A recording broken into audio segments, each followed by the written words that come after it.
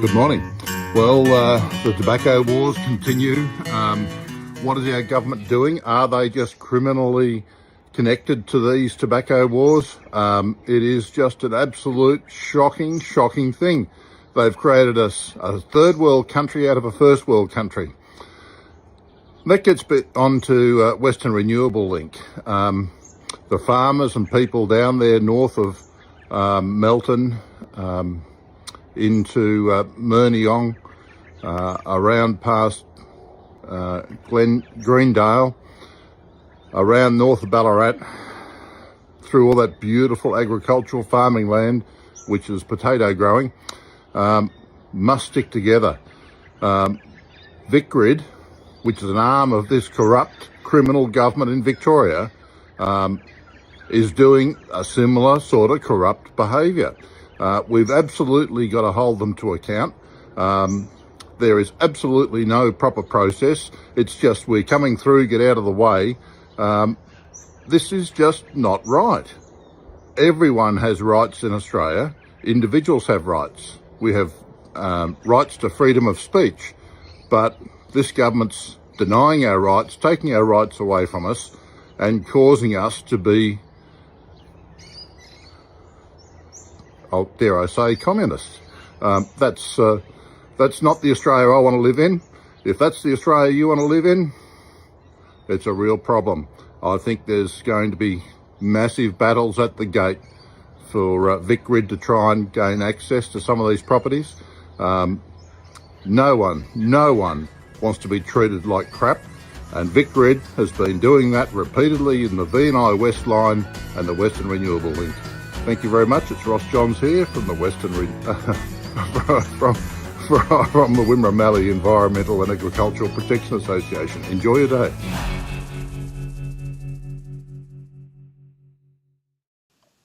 And a very good morning. It's a Thursday morning. Hang on. If I'm wrong, Peter Campion will tell me shortly. He often tells me that I'm wrong. No, he doesn't. He's a very good guy. His daughter does, though, I'm sure, and his son-in-law. But, we're used to that. Isn't that right, Peter?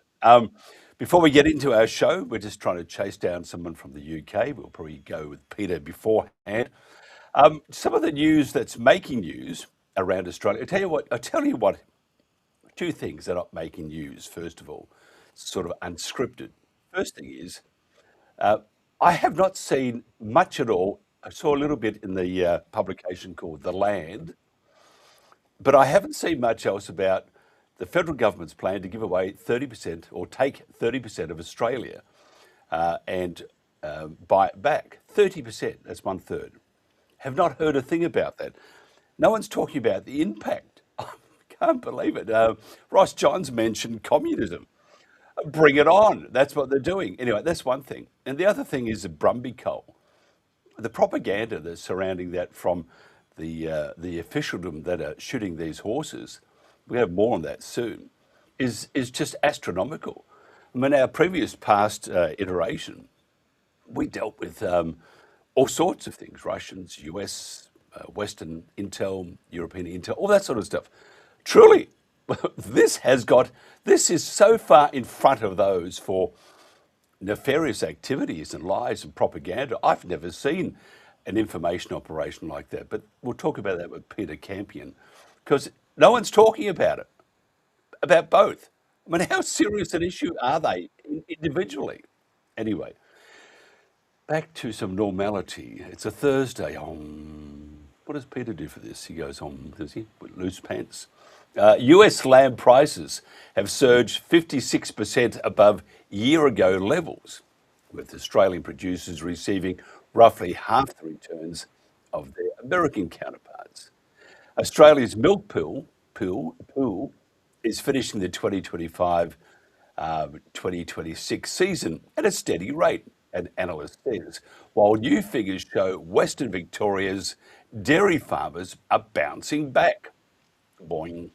A new farmer-led peak body, which is actually great news, representing Australian agri-tourism operators, because there's so much to be, not to diversify, but show the city folk and the rest of the world how we do it.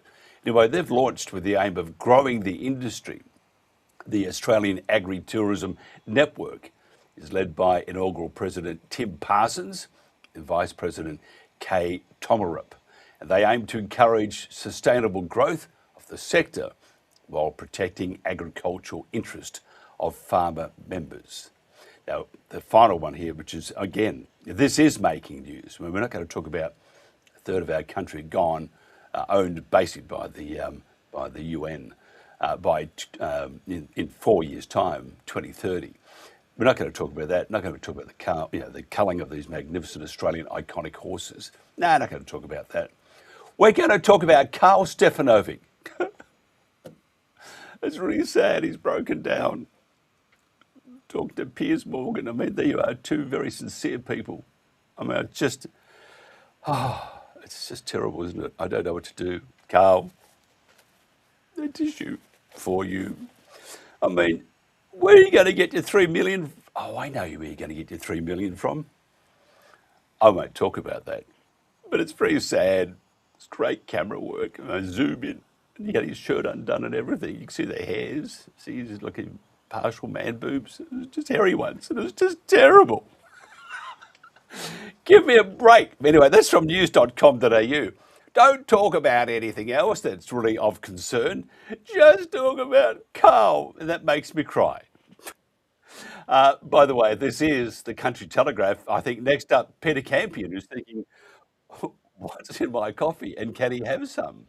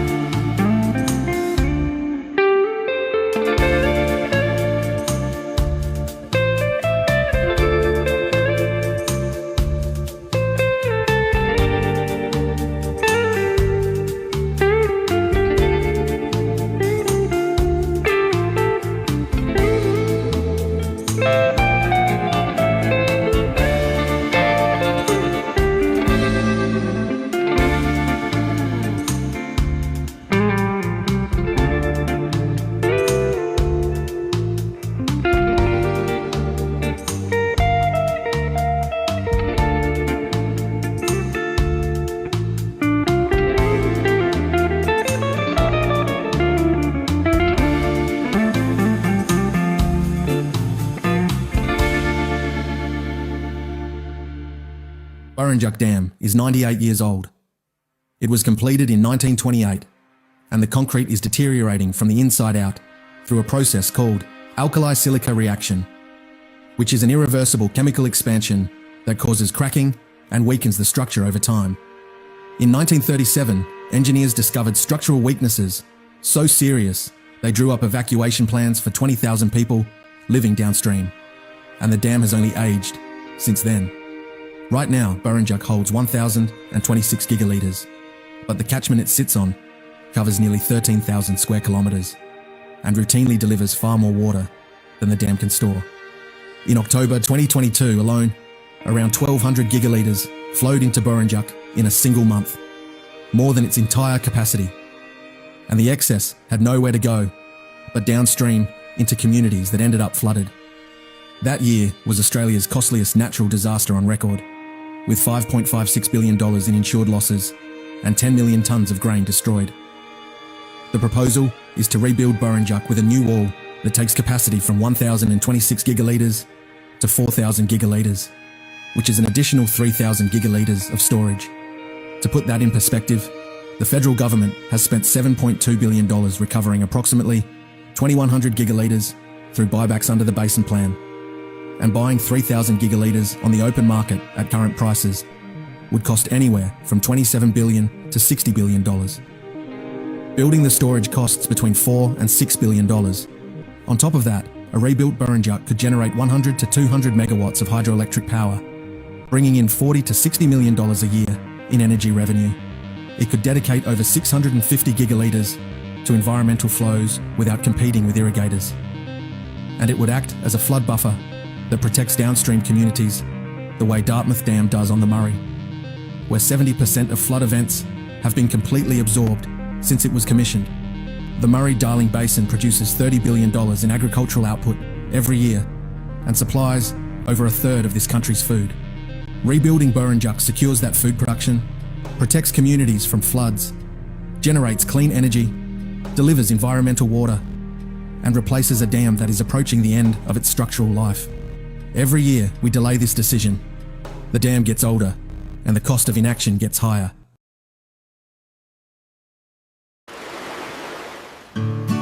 Give a hoot, don't pollute our great oceans. We must remove these garbage wind turbines that threaten our wildlife and fisheries.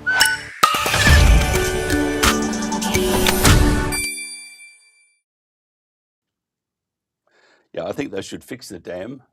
There's a lot of water behind it.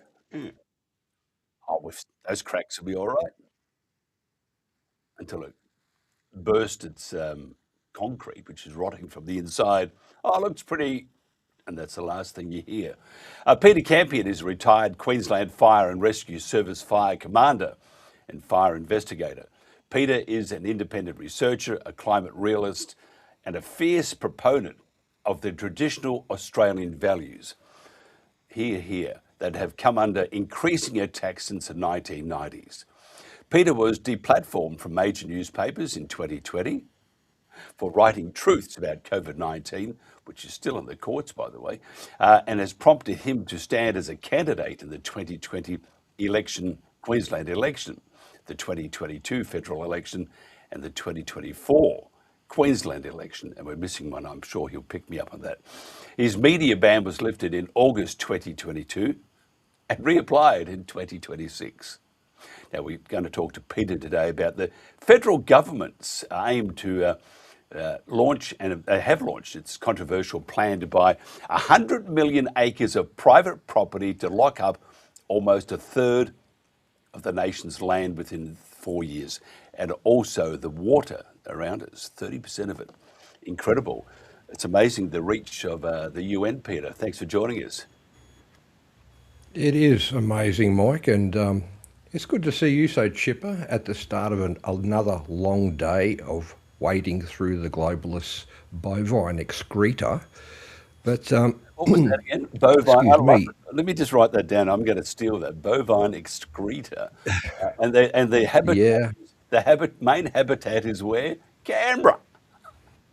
Yeah, that's why the flies are so bad. They feed on the bovine excreta from Parliament House. I'm sure we could come up with something for our elbow. Anyway, so I need to know your thoughts on the government, because it's part of the 2030. And by the way, people will go, 2030 agenda. And it's all true. It's all in writing and it's all happening now. And the federal government has mentioned they want this done by 2030. So it's, if you look around the world, we're not alone, and it's nothing that is controversial anymore. I mean, the actual doing of it is, but it's a common fact. So what do you think, though? I mean, at the very moment, it will change. One of the great issues of this is that no one's talking about it. Exactly as you touched on in your introduction as well, Mike. No one's talking about it because we've got the same people who are driving this agenda have control of the media. So they talk about Carl Stefanovic. They'll talk about Tommy Robinson or Piers Morgan or Alex Jones or whoever, but they won't talk about the things that the people of Australia, the people of the Western nations might like to know about their thoroughly subverted and infiltrated governments, why they're implementing agendas that they never took to elections that most people have no idea about. So similarly with the 30 by 30 agenda, no one knows about the great replacement, the replacement migration agenda. None of these things get spoken about in the mainstream media, in what I call the left-wing legacy-controlled corporate media, because the people that own those media companies, through just being the major shareholder, you don't have to own the whole company, you've just got to have 7 or 8% of the shares and be the major block of votes in the boardroom. And then you can control the company's direction. You can control the narrative.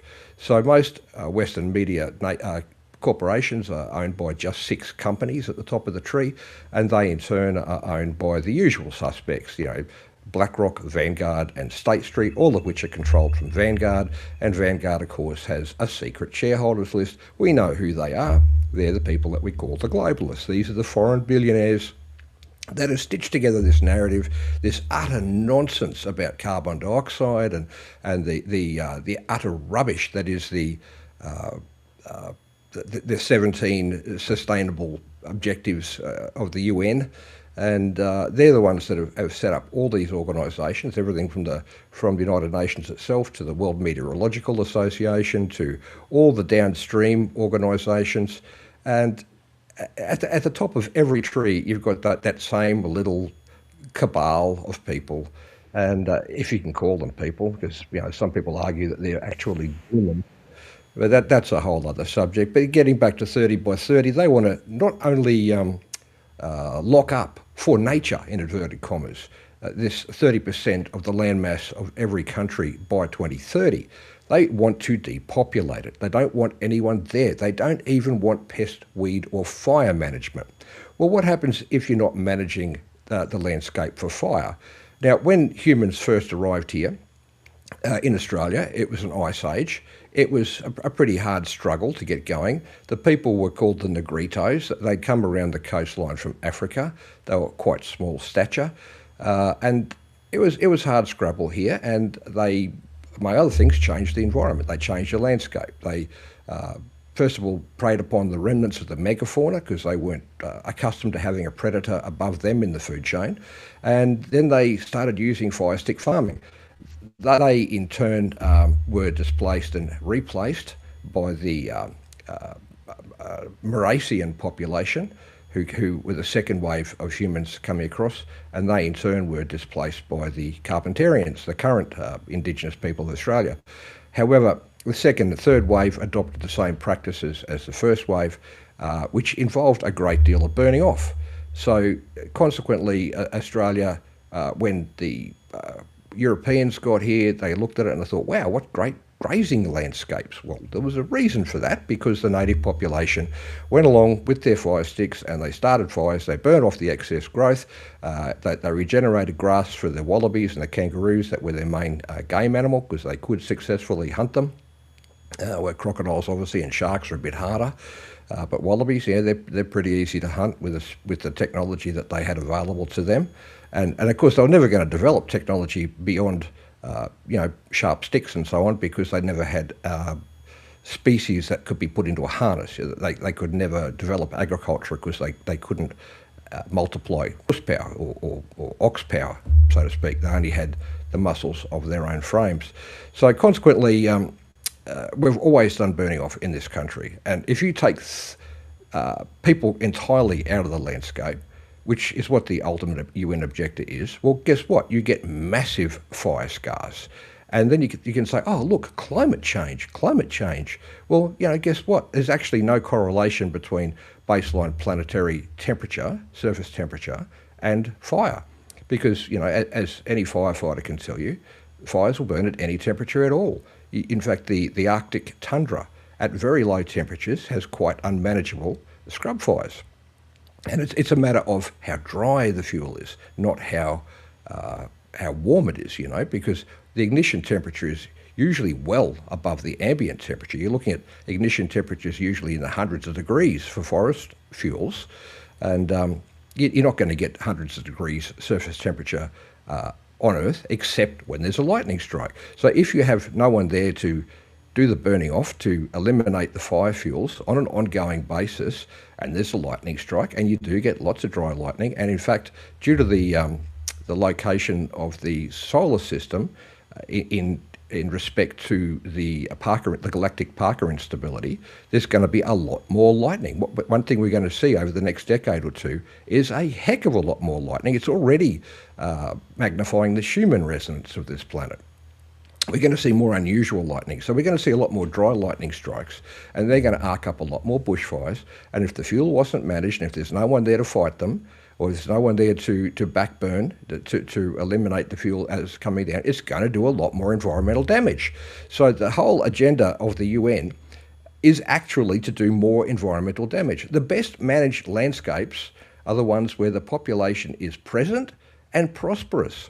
Because if you look, say, for example, at North America and Europe, the more prosperous they came, the more they harnessed the miraculous molecules that nature has given us, such as hydrocarbons, so coal, oil and gas, the better we were able to maintain our natural environment. And there's a lot more forested area in the Europe now with a much bigger population than there was before we harnessed hydrocarbon fuels. In fact, before we harnessed hydrocarbons as our major servant, as our major multiplier of energy, we used slaves. And we weren't the only culture to use slaves.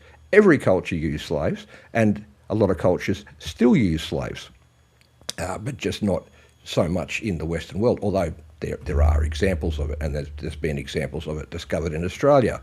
So the UN agenda, if you look at the, and I've got this up on my second screen over here, it's a shame I can't share it with you, Australia's naturehub.gov.au/national-strategy. So if you scroll down that page a bit, this is what they're talking about with their, this is how they're going to meet the UN's 30 by 30, the globalists 30 by 30 agenda. They've got their 3 national goals. When you drill into those, it's all built on fiction, and it's actually going to have the exact opposite effect of what they've written about on their website. But you scroll just a little bit further down that page, and what do we see? The UN's 17 sustainability goals. Every one of those is designed ultimately on fiction, and it's designed to impoverish the people of the Western world. Now, the people of the Third World and the developing world, they're already impoverished. They're already poor. They're already worried about their next meal. When you have Western nations worrying about their next meal and fighting amongst themselves because we're being divided along every possible demographic line, then of course unused power is going to slip inexorably into the hands of another. And that's exactly what this is all about. It's all about stripping us, Sorry, not only of our prosperity. Sorry, go on, Mike. No, you're the host. I just cut in. I was being rude. I wanted to ask you something, but finish what you're saying, and then I'll come in. Yeah, they want to strip us not only of our prosperity and our freedom, but of our agency, Mike. That they don't want us to be able to make decisions about our future. And you've got to look at this realistically. We haven't made any decisions that have really affected our future for quite some time. The only decision we get is whether we want the left-hand branch of the uni party or the alleged right-hand branch of the uni party. And what we get is exactly what the globalists want. They don't represent our will in Parliament, Mike, which is something I've mentioned to you before. The great constitutional scholar Arthur Tresby wrote this in his easily downloadable book called Your Will Be Done. The sole constitutional obligation of a parliamentary representative, a senator or an MP in this country is to represent the will of the people. They don't do it. They work for foreigners. That makes them traitors. The whole organisation, the whole government edifice is built on treason, Mike. Tell me this. I'll shut up and let you speak. Yeah, thank you, sir. And you did that in one breath. That was very good. Tell me this. I'm missing a tooth, so I can do that. I mean, because we're our I suppose audience. Even though we're going to get our major markets, we want regional, rural, and outback. Those who have properties who are farming, who are feeding this country, and part of a community, they're under enormous threat. And we see with the rollout with renewables, the new. They can acquire your land, and you can't really do much about it except get jailed if you protest about it. And Ross Johns before said they're taking this first a world country to a third world country, and it's, as you said, it's all by design. But the problem is, though, for the farmers, what they're going to do is take not all of them at the start. I mean, they're starting off with a third, but they're going to remove a great deal of our rural properties. Now, and they're going to buy it back, of course, give you some money for it, but you have no choice. If we want it, we're going to take it. You know the cow caucus as much as I do, and I can tell you now, they're not going to want to do this. Some may roll over, as they've done with putting the transmission lines and the turbines on their properties, but they're not going to roll over generally, because if they do, then this country is buggered.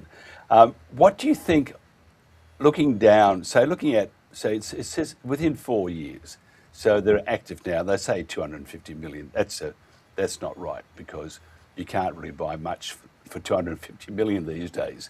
So it's probably, if you're looking at Chris Bowen, it's probably something like 1 or 2 billion or 3 billion to achieve these goals. What do you think will happen when they start saying, we want your land and you can't do much about it? And the farmer, rightly so, says, very, very Australian, says, bugger off. What do you think will happen? Mike, everything is accelerating right now. Now, you've known about this 2030 date for quite some time. That's linked to that subject that I touched on real briefly before, that the position of the solar system relative to the galactic Parker instability. Now, I'm not sure how much more time we've got, but the Parker instability is common to every electromagnetic system. Every rotating electromagnetic system has a Parker instability around the horizon, around the equatorial plane between the northern and southern hemispheres of that system. And every 12,000 years, this planetary system gets caught up and overtaken by this Parker instability as it emanates from the center of the galaxy, from the galactic hub. Now, it causes a great deal of disruption on this planet, and this is why the globalists have bunkers. This is why all the billionaires have bunkers, and some of them have a space base above their bunker. You know, people like Jeff Bezos, for example, have a space base just across the road from the mountain they've hollowed out. So they want everything in place by 2030, and by everything in place, what I'm talking about there is they want to eliminate as many of the people that have a good knowledge of fair government, who have the ability to fend for themselves, to fight back against tyranny. They want us either locked up in a place where we're quite easy to get rid of, or they just want us gone. So farmers that push back, that resist, that want to hang on to their land, that want to produce healthy food, and healthy food is the core of human intellect. You cannot be smart if you're eating, say, nothing but grain or nothing but rice. You need meat. You need the omega-3 in meat. Particularly, you need grass-fed beef. It's a core element of human cognition. So they want it to eliminate as much beef farming as they possibly can. And if the beef farmers won't get off their land for 30-30 environmental sustainability, which is obviously bovine excreta all the way down, when you understand the fact that CO2 has never and can never trap heat. That is just bizarre in terms of gas physics. So that they will just simply round up those people. Now, we're seeing increasing tyranny in every nation. We're seeing increasing division. We're seeing the replacement of the people that built these nations by people that have never built a nation. They're being flooded in from countries that have only even got systems of governments because we were there earlier, like in the case of India. That was a society that was once great, that had collapsed, and then the Brits came along and gave it back rule of law and so on. And when speaking of rule of law, the major things that a federal government is supposed to do is, first of all, protect our borders. Ours doesn't, because we've got something like 13 shipping containers per week of illegal tobacco coming in across our borders alone. And then, of course, in this morning's news, we've got a boatload of Chinese illegal aliens walking around in Weipa buying hamburgers, you know. So the federal government has utterly failed on that. But the second priority of a federal government is to protect human rights and property rights. And they're not protecting property rights when we're compulsorily acquiring cattle stations and other bits of land on behalf of foreigners. And this is what we've got to remember, is that these parliamentarians that allegedly are in our employ, who are supposed to be there representing our will, doing what we want, enacting laws that benefit us, are in fact working for foreign globalists, for the billionaires that set up these foreign organisations, with all their fancy titles and all their bovine excreta science, in inverted commas, which is not science, it's myths and propaganda all the way down. And we're supposed to sit there like good little goys and do nothing about it. We're supposed to just take all this. Well, I tell you what, if we don't get rid of the uni party, what I call the Labor, Liberal, National, Green, Teal uni party, we're going to have the globalist socialist boot on our neck forever. The only chance this nation has got is to eliminate the uni-party from our whole body politic, and to replace it with people that we can be pretty sure we can hold to account, people that are actually committed to representing our will. Now, at the moment, we've got the emerging phenomenon of one nation, and I very much support my very famous son-in-law for his transition from uni-party borderline globalist. I mean, he was stuck with cabinet solidarity rules and so on, and could only vote certain ways, which is just a travesty of the an absolute abrogation of the democratic process. There should be no such thing as cabinet solidarity. In fact, according to our constitution, we don't have political parties or a prime minister, much less cabinet solidarity rules where you've got a little block of politicians that all have to vote one way, whether they like it or not, whether it represents the will of their electorate or not. That's absurd. So what we really need is parliamentarians who will get in there and say, okay, well, I represent Kennedy. There's a lot of, which is Bob Katter's seat for people that are not in the know on that. There's masses of cattle farmers out here, and I need to represent their will, which means I'm going to vote no to everything associated with net zero and everything associated with the UN, and I'm going to get Australia out of the UN, and I'm going to get Australia back under the governance of its own people, which Bob Katter, to be fair, has steered in that direction quite frequently throughout his very, very long career. But you've got people in the smaller electorates, people like David Littleproud, for example. That's still a big electorate, and he still represents a lot of cattle farmers, but he votes for the globalists every single time. Why? Why, Mike? Why does it happen? Well, we know why. It's indoctrination for the most part, but for the ones that resist the indoctrination, it's blackmail and bribery. It's the Epstein class. Once they've been to those little parties, in the big mansions and the young hostesses and video cameras everywhere, mate, they're owned. They're owned. But, there's always a sweetener at the end of the deal. So, when they finish their parliamentary career, there's a job on a board where they get $300,000 a year for turning up for 3 hours a month. Anyway, Back to you, Mike. I'm ranting again. No, that's okay. I was just wondering what you have in your coffee, and I have some. Do you drink it or smoke it? Anyway, that's another stuff. Sorry about that. Sorry, Barnaby. Sorry, Vicky. It's now I just want to. I'm going to just play. We're just waiting for our next guest, and because we're sort of juggling, as you know, I'll play you a couple of different clips, and if you can give me a shorter answer on your thoughts on each of these. So what I'm going to do is just play a couple of bits and pieces. We'll do this for about 10 minutes. Are you okay with that, Peter? Absolutely. And I just wanted to say for the record, I am completely drug-free. I don't even drink, haven't touched a drink in over 2 years, and lost 37 kilo in that process. Whoa! Yes, but your liver is so healthy. How terrible. Oh, yeah. Yeah. Mate, you've got to prepare for what's coming. They're creating shortages. They're creating food and water shortages deliberately, and they're doing it to get us fighting with each other. That's the best way to reduce a population. At the end of the day, the globalists are depopulationists. Okay, now, I'm going to play you this clip. We've been really banging on about this. By the way, the Invasive Species Council have posted something about their propaganda. It's incredible. And the more you dig into it, we're going to start looking more into the activities of this mob and governments that are just joined at the hip. It's absolutely incredible what they're doing to our country under their direction. So I'll play you this one first, come back to you in about a minute and a half. The snowy mountains, a vast, untamed wilderness where, for over 2 centuries, a remarkable creature has carved out a life against the harsh realities of nature. The wild Brumby. These majestic herds, bonded by blood and fierce loyalty, are a living piece of our heritage. They wake with the sun, navigating the rugged terrain with a grace that has come to define the very spirit of the high country. But today, the silence of this sanctuary is broken, not by the forces of nature, but by the hand of man. A shadow has fallen over Kosciuszko. A 3-month aerial shooting campaign has begun. Imagine the terror, driven from the shelter of the bush by quad bikes, forced directly into the open and into the firing line of helicopters. These family units, running to the point of utter exhaustion, desperate to protect their young, only to face an agonizing end. Trapping operations have been halted, humane rehoming efforts silenced. This is no longer management. It is a tragedy unfolding in the heart of our wilderness. Around the world, other nations have found another way.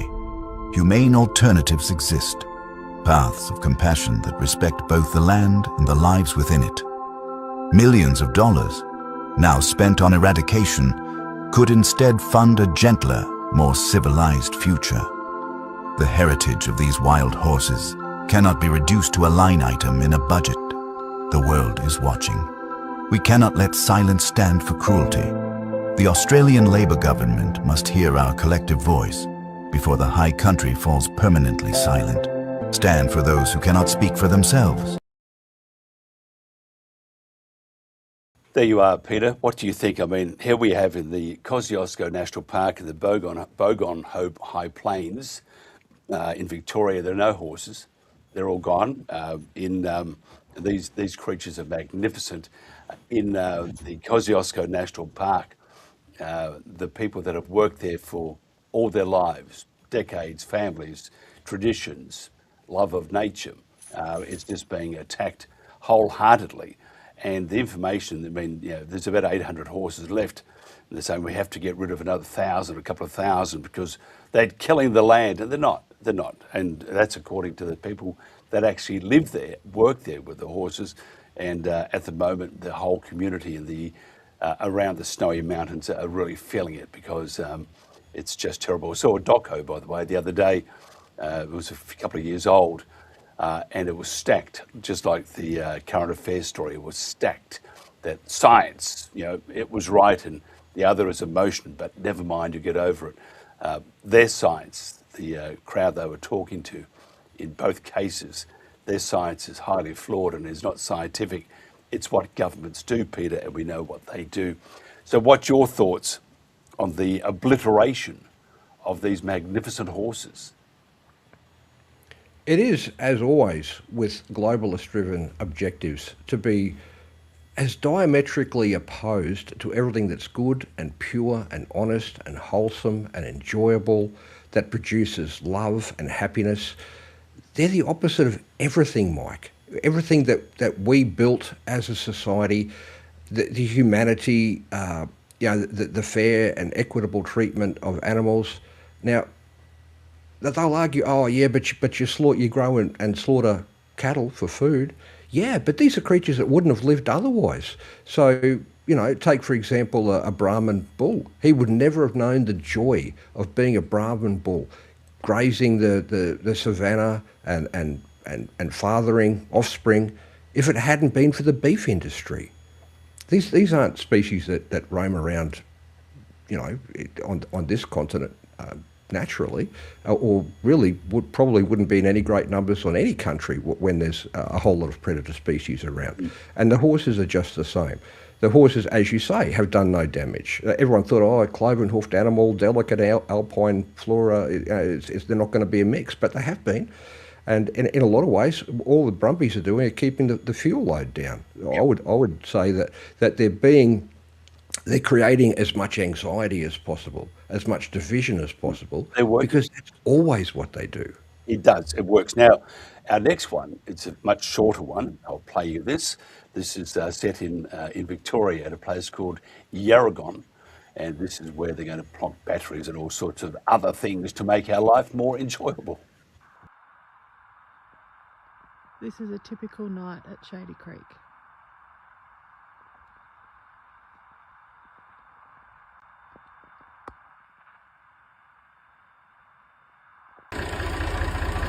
So tonight the Friends of Gippsland have come out to the boundary fence of where the proposed Darnum Shady Creek Bess is going to be. Now tonight we're doing a bit of an experiment. We've got the tractors out. Now each tractor is going to be revved to the decibels of what one of the shipping container size batteries noise levels at. So bear in mind that the size of this Bess is going to be 220 shipping containers Now, we've only got 6 tractors, but let's see how noisy it's going to be with just 6.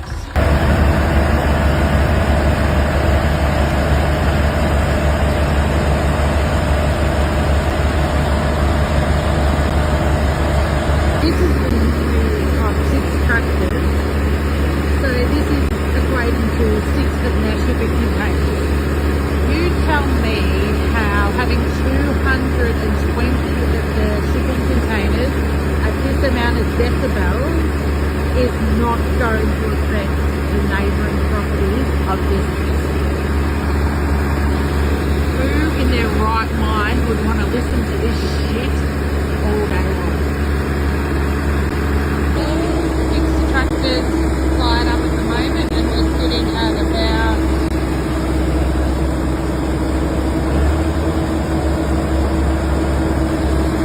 around 88 decibels.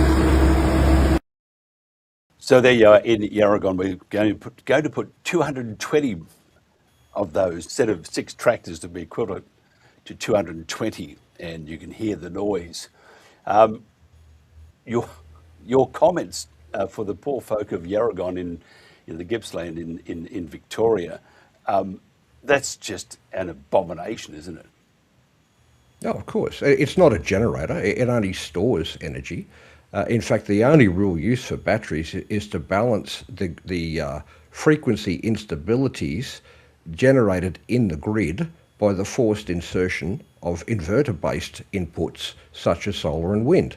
It'd be far better to just build coal-fired power stations. It'd be a lot quieter. It would be a lot better for the environment. The byproducts of a modern coal-fired power station are food and water for plants. If you love plants, which these globalists claim they do, then you'd build coal-fired power stations. There's nothing good about batteries. They're environmentally destructive all the way through. But if you want to put something that's that loud next to a whole bunch of neighbouring properties that you want to drive people off, then, you know, they're going to want to sell. They're going to get sick of it and they're going to want to sell, except their property values will have collapsed, so it makes them quite cheap to buy. All of this always ties back to what's best for the globalists. It never ties back to what's best for the people of this nation. And the sooner people wake up to that, the sooner we can extricate ourselves from this mess. Now, the globalists have been putting together this plan for hundreds of years. They've actually had to wait for the technology to develop. Why do we need the batteries at all? Why do we need the windmills and solar panels at all? Why do we need the coming AI data centres, which are each going to create a massive heat island, as well as consuming the water that we haven't got because we didn't build dams, while at the same time crush loading ourselves with unassimilable immigrants? Yes. None of this benefits Australians, Mike. This is all to our detriment, all being done to us by the people that are meant to be representing us, the Labor, Liberal, National Green Teal Uni Party, the captured corporations, the captured institutions. Unless we wake people up really quickly, it's all going to be, well, back to poverty and slavery. It is. That's where we go. Heading as Ross John said, from WMEAP.com, in the Wimmera, in Warwickville, he was saying that taking we're becoming from a first world to a third world country. Now we're going to talk about another one. I'll play you this clip. This is in our neck of the woods in Queensland. Already reeling from a foreign war, now farmers are battling the federal government. Farmers need answers, and they need answers now. This time not about fuel or fertiliser, but major environmental protection reforms passed last year. The second tranche takes effect in 8 days, setting up a National Environmental Protection Agency. Critics say it's effectively a police force for our nation's farmers. Farmers fear routine activities will require approval from bureaucrats in Canberra. Producers do not know what they can and can't do, and that's on a daily basis with simple things like putting fire breaks in, putting fences in, changing watering points. A new report by AgForce claims the cost of ensuring compliance will be $3.5 billion a year for the agricultural sector in Queensland alone. They are being bogged with more paperwork, more complexity, less time in the paddocks and less time being able to grow the food and fibre that we so desperately need in this country. Potentially impacting productivity, food security and prices at the supermarket checkout. I'm just a bit concerned that the government has watched Clarkson's farm and decided it's an instruction manual to impose European regulations here in Australia. In a statement, Environment Minister Murray Watts said this change doesn't represent a blanket ban on all clearing and brings the ag sector in line with what every other industry has to do, encouraging landowners who need help understanding the changes to call a hotline.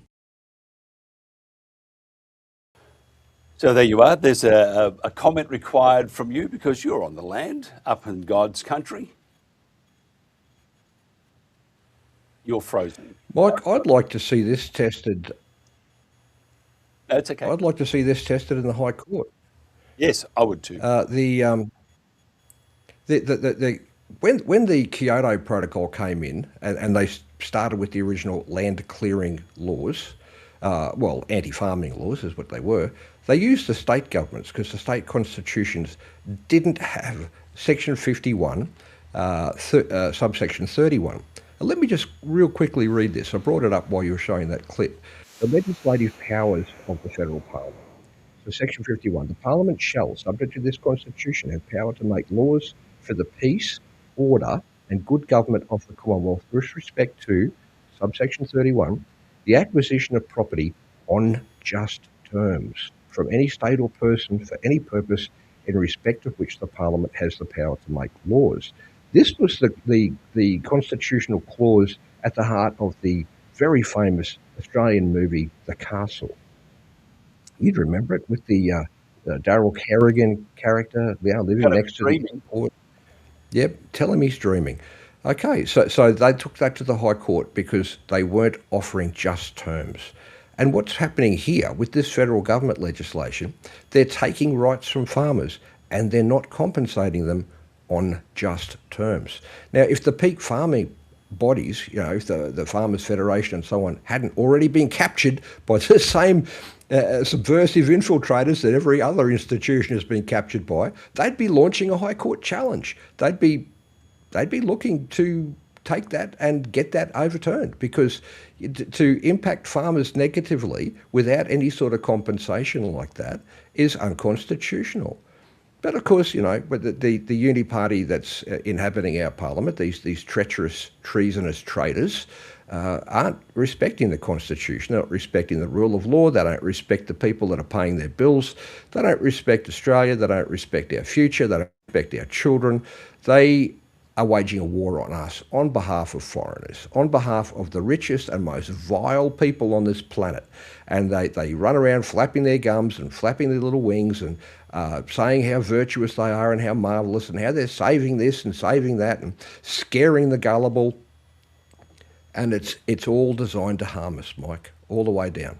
Okay, our next one here, because we are running out of time, I want to play this clip here on the Country Telegraph. 2026 is throwing challenges at farmers never seen before. I've never seen fuel almost triple, and I've never seen urea, almost triple in the space of a week. Campion third-generation dairy farmer Waylon Barron says the extra costs are making it hard. It's hard enough being a dairy farmer as it is milking twice a day, 7 days a week.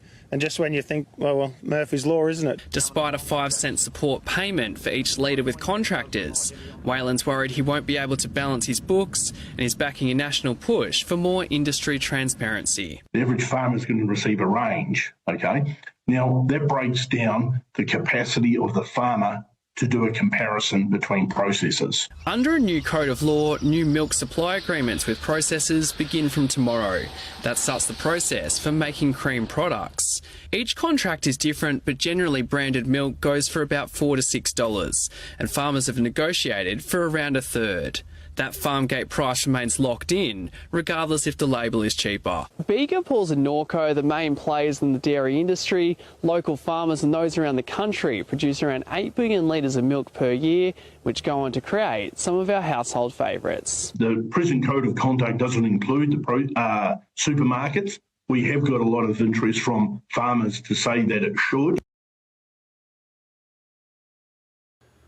So we have, and I really do feel for the dairy farmers because they're getting the bum steer, as they would say, and they need to make money.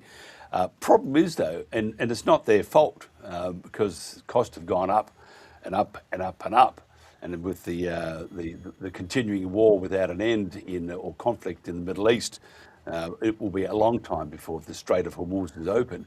The problem is, though, it pushes the prices up of everything, not just milk and stuff. So when you head to the supermarket, people are really struggling as it is.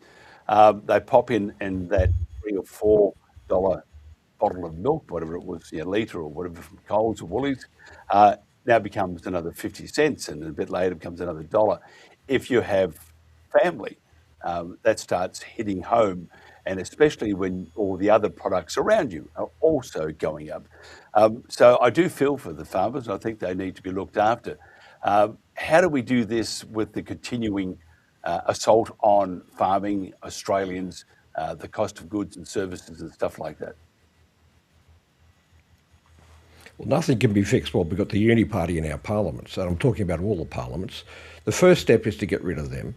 Now, we could replace them with One Nation in the short term and maintain tight control of its MPs and senators, and then start looking at some constitutional amendments to lock in some human rights. I've been actually working on a list of human rights. There's 15 of them.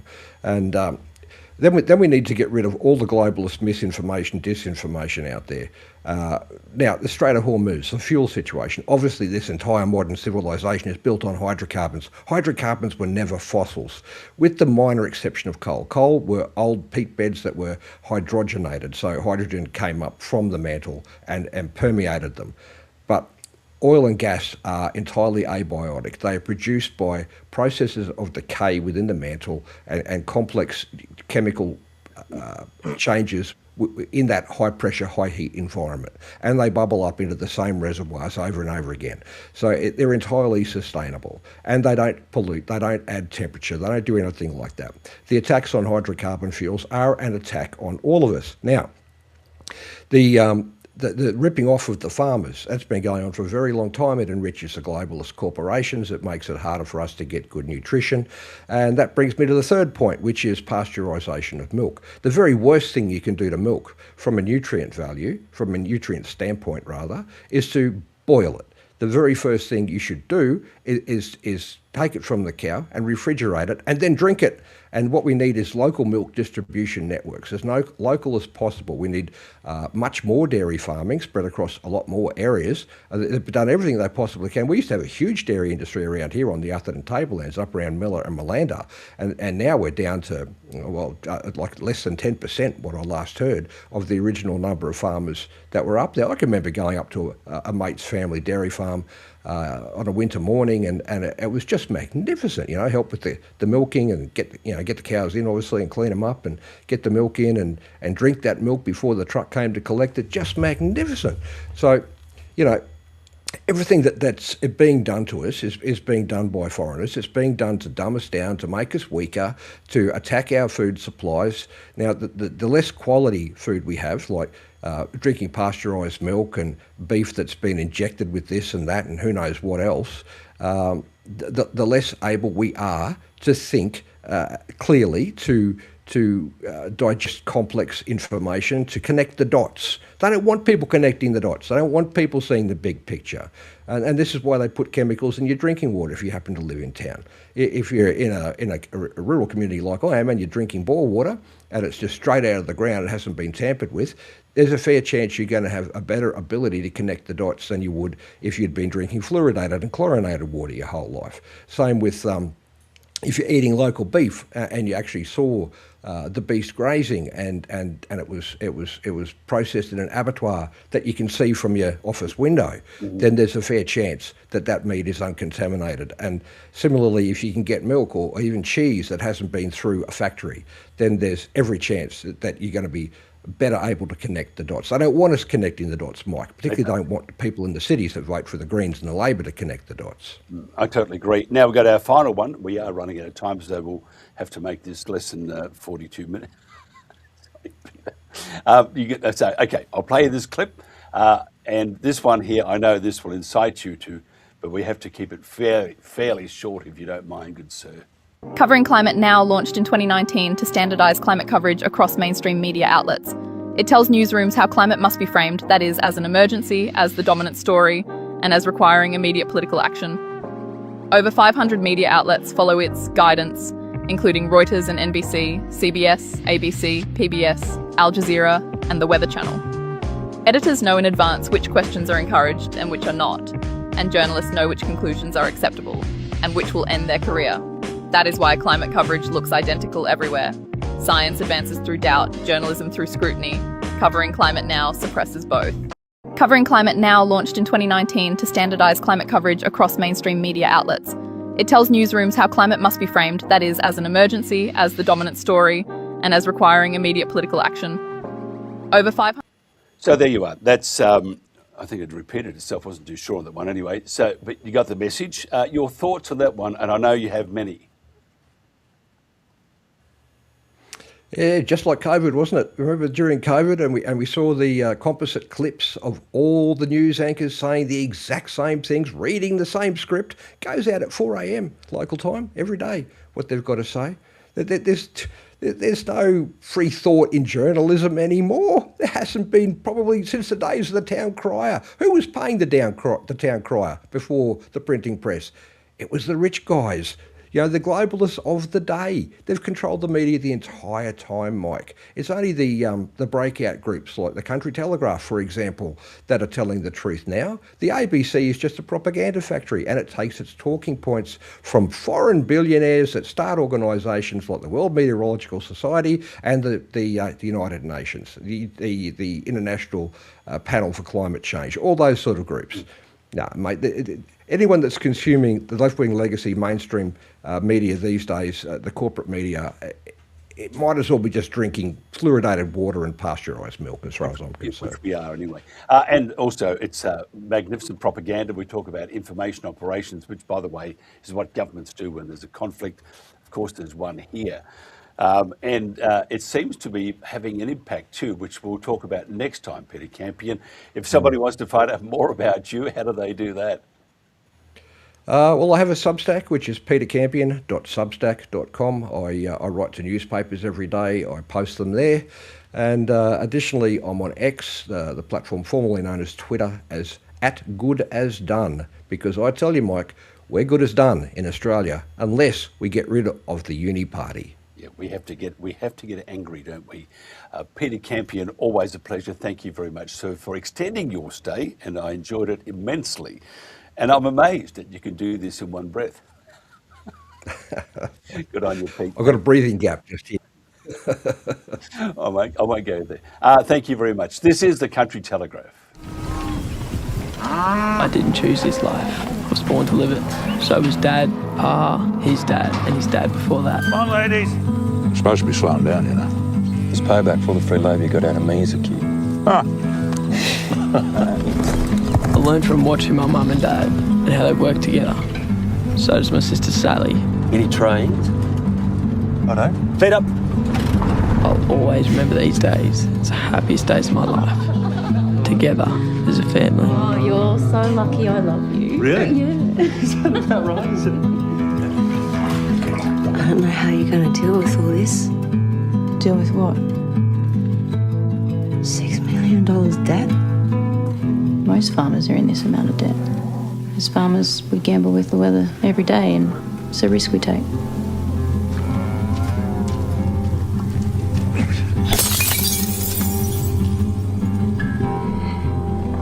You have no idea what I'm going through. Maybe you should talk to someone. Oh my God, no, I'm fine. No, you're not, Alison. You and your dad's coward. Play a game of footy, all right? Where's heaven? What? Where's heaven? The sky, I think. Can we go there?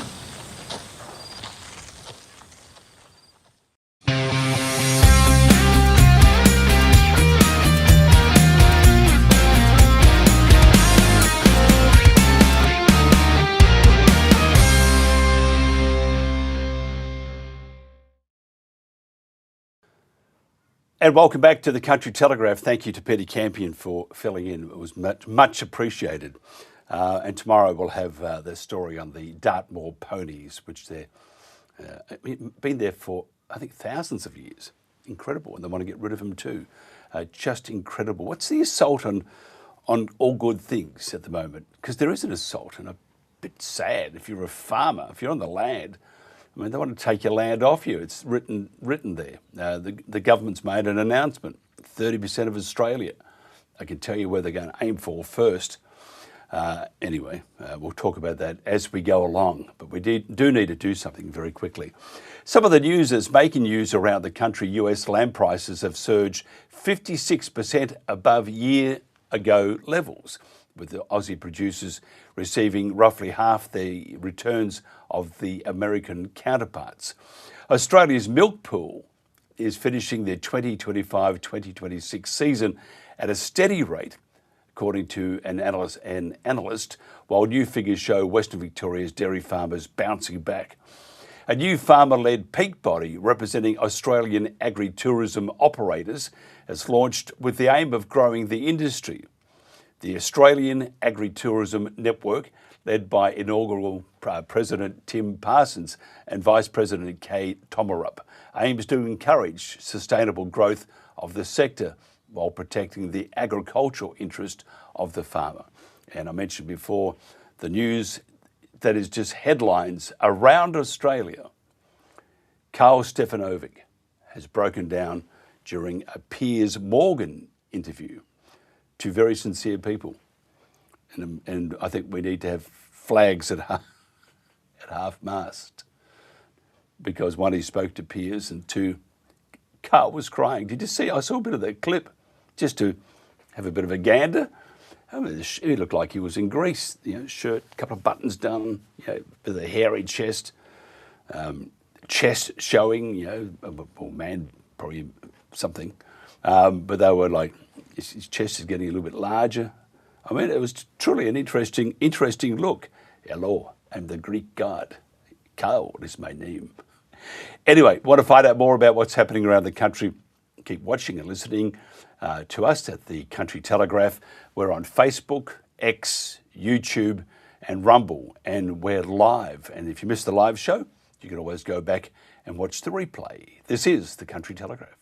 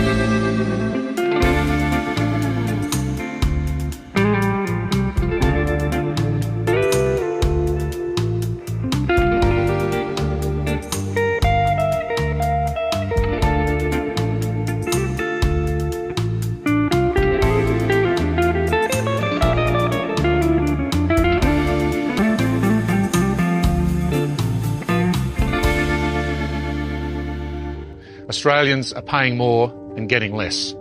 Energy security is economic security. Economic security is national security. We sit on vast reserves of coal, oil and gas, but we are not fuel secure. Policy unmoored from physics and economic reality has turned an energy-rich land into a decadent state. No sector is being asked to bear more than agriculture and regional communities. We are willfully turning a rich nation into a poorer one. To keep Australia prosperous, sovereign and free is our duty, and in an uncertain world, our best defence.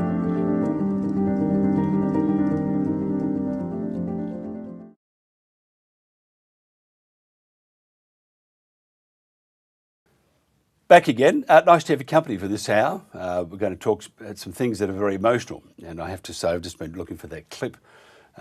We have a slight problem with part of it. So we'll play part of that clip just in a sec with our guest, with Sarah. The Brumby Action Group is a not-for-profit association of some 25,000 members whose purpose is the preservation and conservation of wild living brumbies, not ferals, wild living brumbies, their habitat and ecosystems. Their purpose is to protect mobs of wild living brumbies, acknowledging the heritage value of these magnificent animals. Our guest today is Sarah Michaels, a group expert with the Brumby Action Group. Sarah, it's always a pleasure to have you on with us. First of all, let's just talk about the disastrous, and you posted it, news about a magnificent horse. Yeah, good morning, Mike. Thanks for having us back on again. Yeah, what a week it's been. Particularly yesterday, it was really quite sad to learn about Madigi, who is known to so many Australians, being found in a retention area. That's very concerning. Tell us about this. Because I looked at your Facebook page. I'm just trying to fix this so I can just show a picture of this magnificent horse, which we'll do in a second. Tell us about where you found this brilliant horse, its family that was also shot. Were they shot in a protected area? Yeah, that's our understanding, Mike. It's been reported that that he was found in a retention zone. So the Brumby Bill, for all intents and purposes, it has retention zones where horses are protected. So legislation protects Brumbies in retention zones. We've heard reports from people on the ground that horses are being deliberately chased off retention, so off retention zones into, I suppose, the kill zones. So where the Brumby Bill's protections apply to them ordinarily, pushing them into the removal areas where they can be legally shot. If that's happening, that's not incidental. In our view, it's a way of engineering horses out of the very protection that the legislation provides for them, without ever having to change the law. If that's happening, if those allegations, they deserve proper investigation. If they're false, then the government need to establish that independently. If true, Australians have a right to know. Yeah, we talk about transparency. We've had the ISC attack us and say that science says this must be we must do the culling.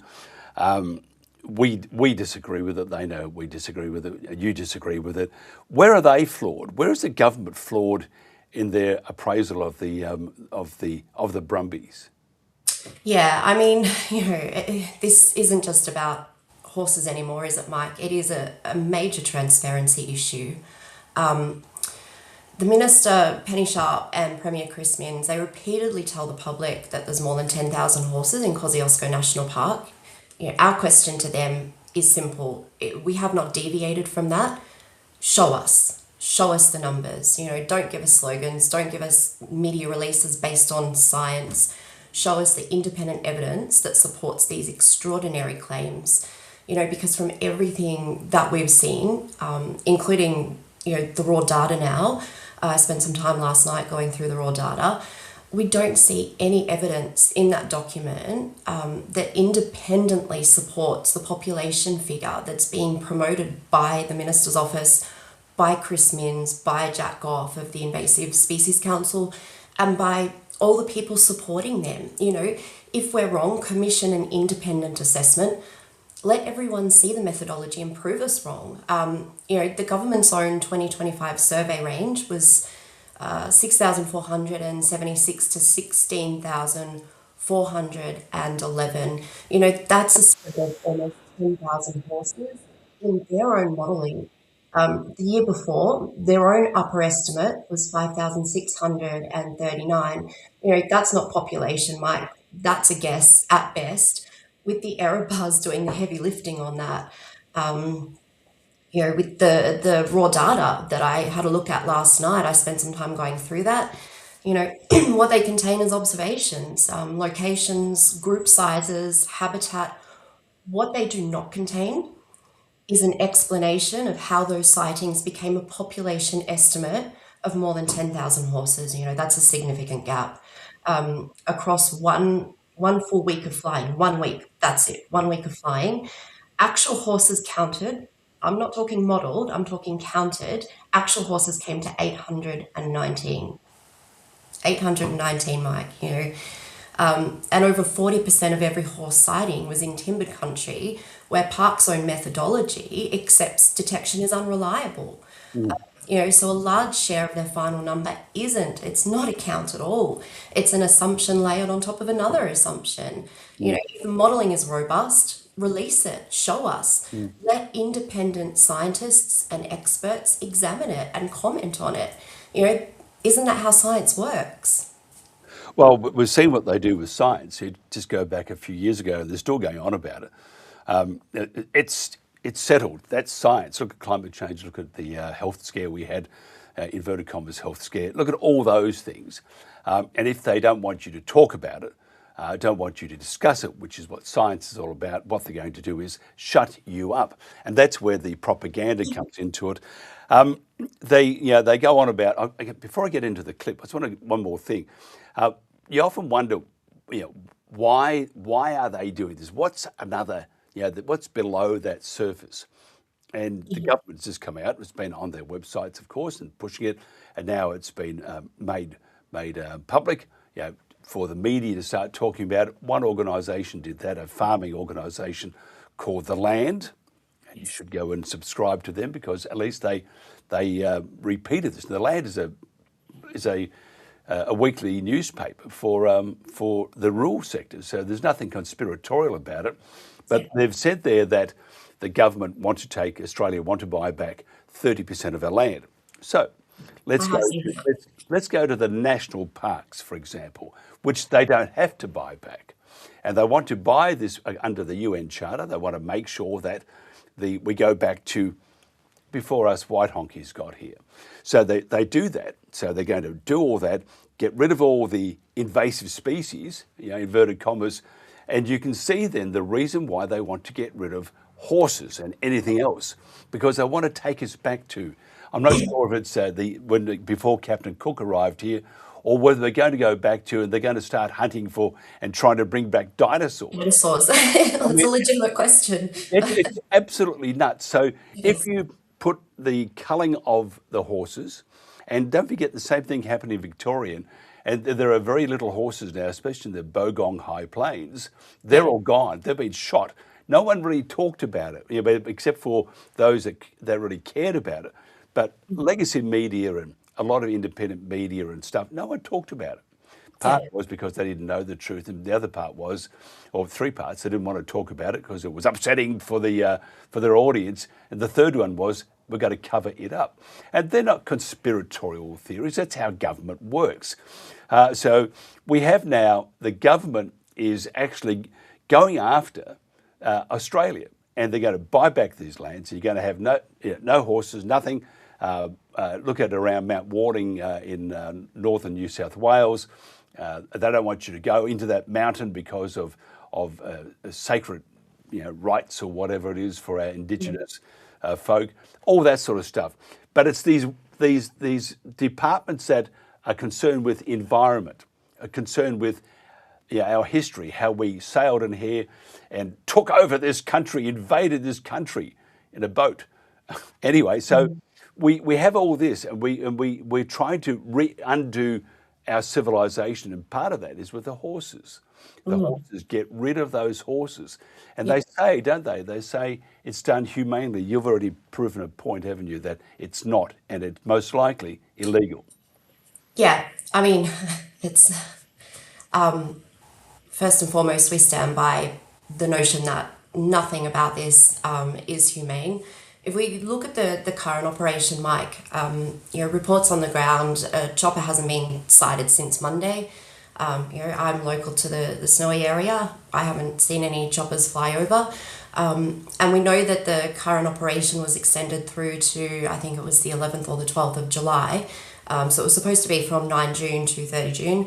It's now been extended another 2 weeks. No helicopters sighted, yet we're getting reports of brumbies being found freshly shot. You know, if that's ground culling, the public was told that this was an aerial operation. Nobody was told about armed shooters, you know, being on foot in the park, that people still walk, camp, you know, ride in. You know, that's not a technicality. That's a public safety question, you know. Regardless of whether a horse is killed from the air or on the ground, it's still barbaric. There's other options that this government simply won't turn their minds to. And the question is why? You know, everybody accepts that there is something so much bigger happening here. The lack of transparency from National Parks Wildlife Service, from Minister Sharp, from Chris Minns, it's very telling. You know, I maintain, if you've got nothing to hide, come forward, prove us wrong. You know, one thing that people tend to love doing from that camp is proving people wrong. So do it, prove us wrong. Put your money where your mouth is. Yeah, all we want to do is, first of all, I'll be upfront. All I want to do is stop this killing, not this one, any future killings. Yes, absolutely. Because it is not humane. It is incredibly inhumane, and it says bugger off to our heritage. We don't give a rat's about what we've done. We think, this is where it's coming from, we think that we invaded Australia and we ought to hang our heads in shame and repent forever and a day. And so therefore we're going to do what we like because we are the adjudicators. And that's absolutely, as Jack Goff would say, that is absolute bullshit. And as good on you, Jack. Nothing like those expletives coming on national TV, Mike. I know, but he said it first. So no, that's precisely my point. He was, you know, like a bull out of gates. Easy, he was. It was quite. I want to comment on that because it was quite extraordinary. Like, I've been doing this for many, many years now. Horses are an inherent part of me and my family. I find it quite amusing. If there wasn't so much at stake, it would be quite funny. You know, we see Jack Goff coming out on national television on Saturday night. Now, what I find, you know, needs more scrutiny is they hold horse people out to be emotional, you know, histrionic, I suppose. And he comes out, guns blazing on national television. This is bullshit, pardon my language. You know, and then followed by criticism of an American in Australia. You know, I think Australians can draw their own conclusions from how Jack Goff conducted himself in that interview. You know, the projection, Mike, is remarkable. You know, let's bring it back. This should be about debating the evidence, not attacking each other. And I can absolutely, unequivocally say that, particularly this last week, those attacks have escalated. It's really quite scary. I totally agree. I want to, because I kept saying it's a humane, there's no such thing as a humane mass murder. But anyway, and I was also interested in Chris Minns admitting, after denying that the government knew of and employed people to do, round up horses, put them in pens and shoot them. That is truly, I want to vomit, and you know, I can tell you, I go home at night, I don't feel all that great about what we're doing as a nation. It's unacceptable. And I get up in the morning and then I look at a post and I think, you know, bugger it, it's gloves off. And I mean, so we're going to try and do our bit, whatever small bit it is. But I want to point out one thing though. The humane thing. I'm going to play this video, and we'll play the video and get your comment, and then we'll pop into our next guest. Otherwise, I'll cut my wrist with a razor blade. Oh, please don't do that. And I don't want to do that because I hate the sight of blood. But I'm going to play this clip. This is from Ashley Avis. It was released yesterday. We played it yesterday. First of all, Jack says, "We don't want an American coming out here telling us how to run our country." Get stuffed, Jack. Get up your ass, mate. That's where it is. It makes it look foolish. It really does. It was terrible. So anyway, so this is the clip, and it's very, very disturbing. So if you And I have to tell you, I can't watch it. I watched it once, I won't watch it again, but I'll play it because this will dispel all the propaganda that has been coming out of the ISC and the New South Wales government. This is Ashley Avis. We're here on the ground in Australia, and I wanted to share some images and videos that were taken this week during the violent Brumby cull that is occurring right now in the Kosciuszko National Park. Be warned that these images are violent and disturbing, but it is critical to understand what is actually going on here and what the government is condoning as humane. This cull has to stop before these wild horses and their families are lost forever. This is the voice of the Honourable Emma Hurst of the New South Wales Parliament. Bodies riddled with bullet wounds and pregnant mares shot. This is the brutal reality of this Brumby shooting program. The government has repeatedly defended this program, but these images show the truth. An absolute bloodbath with terrified animals suffering horrific wounds and aborted foals. These are the images and the reality of this killing that the government never wanted the public to see. These photos should stop this program in its tracks.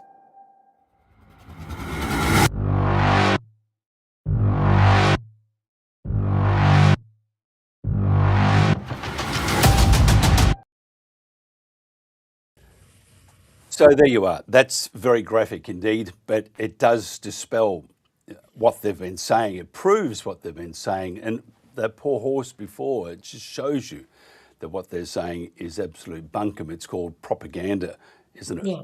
Yeah, absolutely. And I mean, it leaves a lump in your throat. It really does. Look, we know that there's lack of transparency.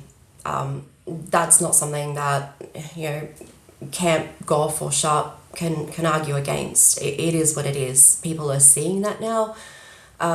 If we make a comparison, I've worked in the corporate world for 20 years. If somebody kept advancing a narrative involving decisions of this scale and couldn't demonstrate the evidence behind those decisions, senior management, they'd intervene immediately. The person making those decisions would be asked to justify the claims, evidence would be scrutinised. Decisions of this magnitude demand accountability, yet New South Wales Labor government appears to operate by a completely different standard. If a private company put out a number with this much uncertainty baked in it and used it to justify killing an asset, for example, let's compare a horse to an asset. Mark my word, Mike, somebody will be hauled into an office, told to explain themselves, yet in Penny Sharp's government, they're out there just flying the next day. Guns blazing, And what I find extraordinary is the taxpayers are funding this, $8.2 million and counting. And like a lot of what we see from this government, there's no real accountability for how taxpayers' money is being spent or whether it's even solving the problem that it claims to. And what I find absolutely surprising is that even the supporters of this cull, most of them no doubt are taxpayers themselves, they don't seem to want that substantiated. It's their money too. And then that leads to a much bigger concern is just how much power Jack Goff wields in this entire scenario. In my view, it's an outsized, unchallengeable influence over public policy that deserves far more scrutiny than it gets. We can't reconcile that this constitutes... we just can't reconcile it constitutes humane, that it constitutes legitimacy. It requires greater independent scrutiny, and nobody's doing that. Yeah, I totally agree. Good to see that Chris Smith at 2SM, the Super Network, is also on this. Yes, absolutely. Yeah.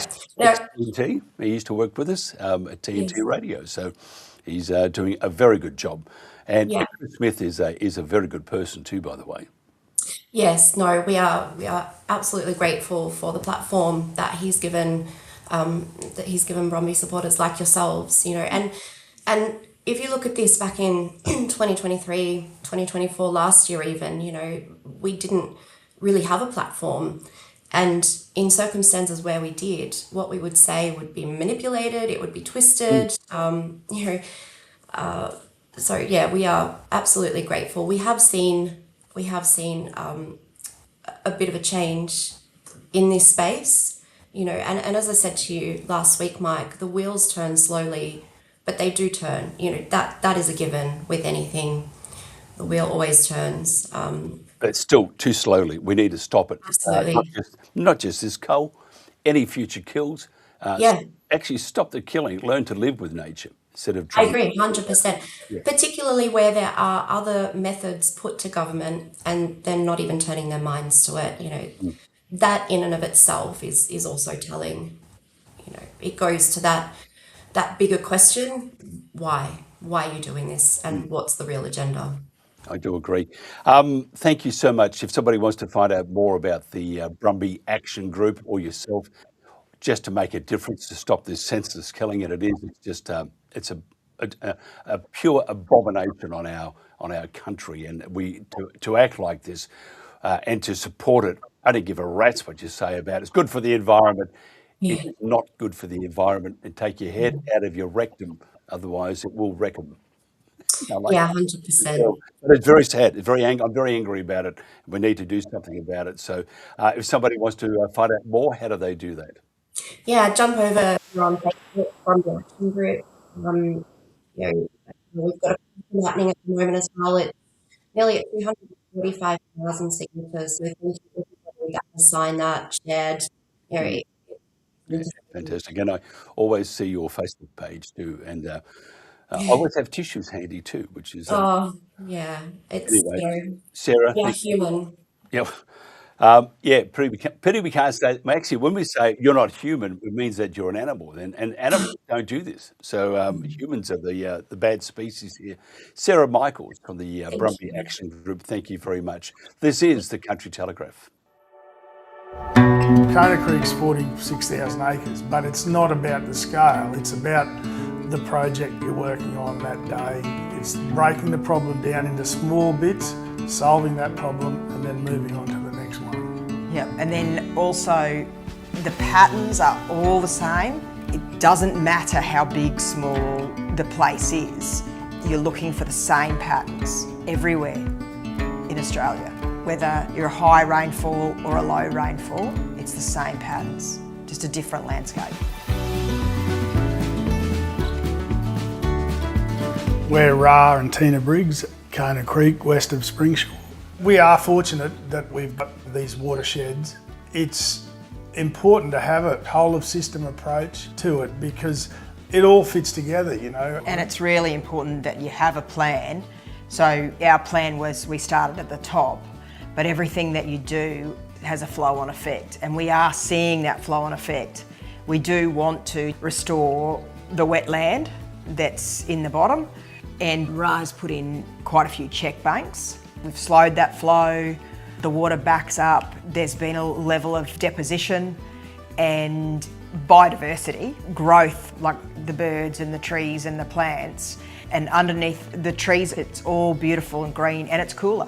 Yeah, that's right. And little projects like a food foresty type situation or a wetland, they don't take up much room. You know, we're talking tenths of a % of area. So why not? You know, why not do something that's a bit of fun and a learning experience as well? And I say the words give something back, but we're gaining much more than we're giving. So by doing this, that's our way to make sure that every acre does count. So when it comes to reading the landscape, for us, in the beginning, Ra had done heaps of research into ways of making the land better, and that's when he came across natural sequence farming. When we got back from Tarwin Park training, as we drove in, we were looking at the landscape with very different eyes from when we left, but still unsure of where to start, and that's when your analysis paralysis sets in, but that's not an excuse for not starting. It's very easy to get lost in the detail, especially when you fire up a machine and start pushing dirt. So having a clear objective, whether you get it flying around or walking around or what, you need that start, middle, finish. Make a decision and start. Everyone loves the environment. I mean, nobody wants to live in an eroded landscape, drought-ravaged hellhole. We all want nice things, you know, and this has become our major drought reduction strategy. So I feel like I've discovered my life's work, improving this place, and the results that we're seeing are amazing. And driving big yellow machines is fun too.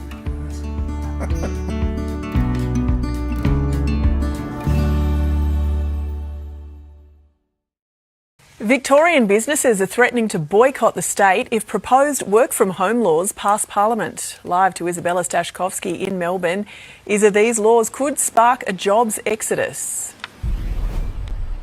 Jane, good morning to you. They certainly could. 2 days guaranteed working from home each and every week sounds pretty incredible, and I think many Victorians would agree that they would like to sign up for that. Staying in trackies, skip the morning commute, makes childcare, daycare, all of those things so much easier. But Victorian businesses are saying that this would be bad for the state all round. In fact, almost half of Victorian businesses surveyed have said that they would start looking to move roles offshore, to move permanent roles into freelance jobs, and then almost 40% are saying that they would consider maybe moving jobs in Victoria into state. Many saying that the red tape is just going to be too much to deal with. Jane, if these changes come into effect, they'll begin here in Victoria from September 1.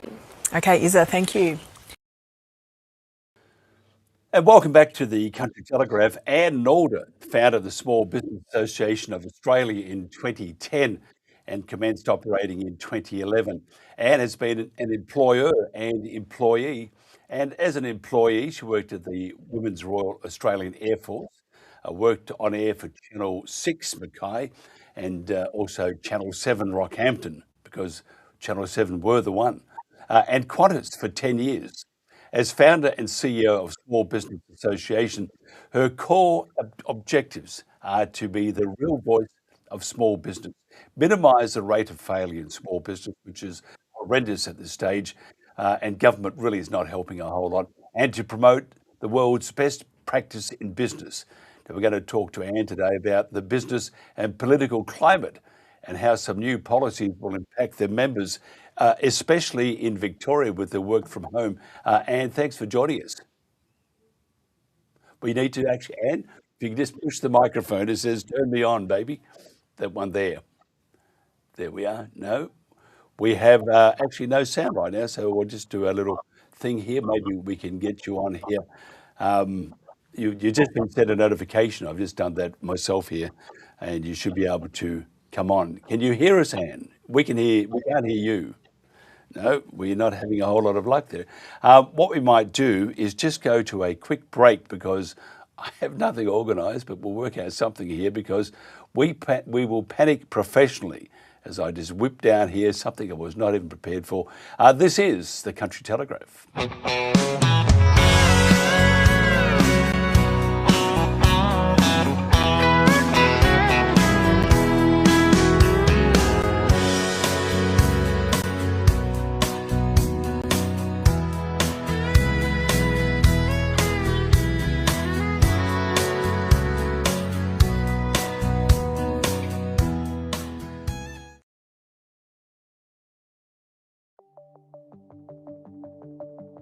Convert is an Australian manufacturer of high-quality biological inputs.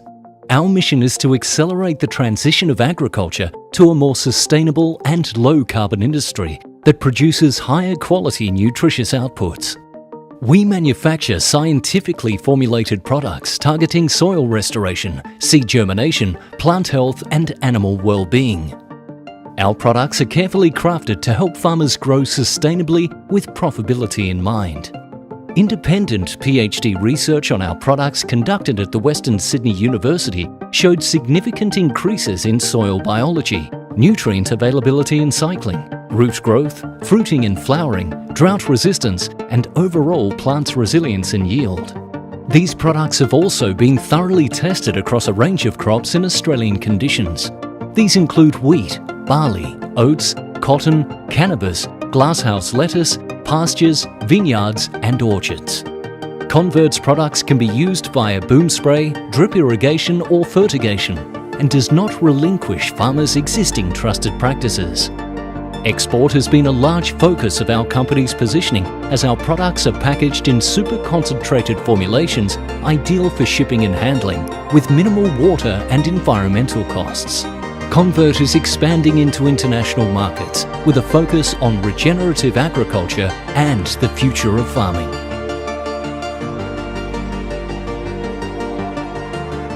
Outback Queensland. It's stepping back about 100 million years. It's soaking in the surrounds. It's wide open for adventure. It's where dinner puts up a fight. And it's your round for new stories. It's switching on easy mode and a whole lot of incredible. Outback Queensland. It's something else. Book your holiday now.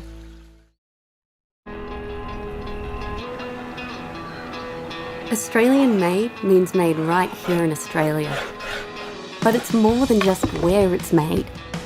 It means made by Australians, backing local businesses and jobs. Made for the way we live, right here. It's why buying Australian made just feels right. Australian made, made right here.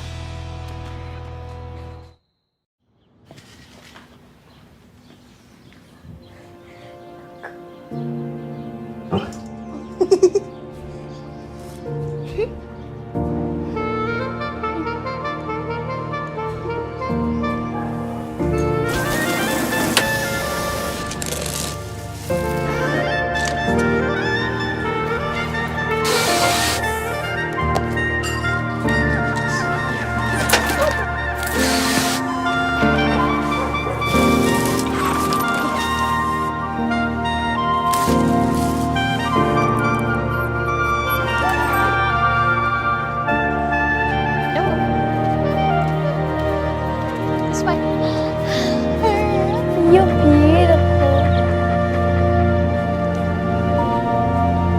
I love you.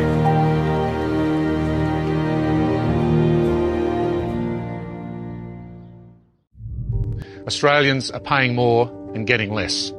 Energy security is economic security. Economic security is national security. We sit on vast reserves of coal, oil and gas, but we are not fuel secure. Policy unmoored from physics and economic reality has turned an energy-rich land into a decadent state. No sector is being asked to bear more than agriculture and regional communities. We are willfully turning a rich nation into a poorer one. To keep Australia prosperous, sovereign and free is our duty. And in an uncertain world, our best defence.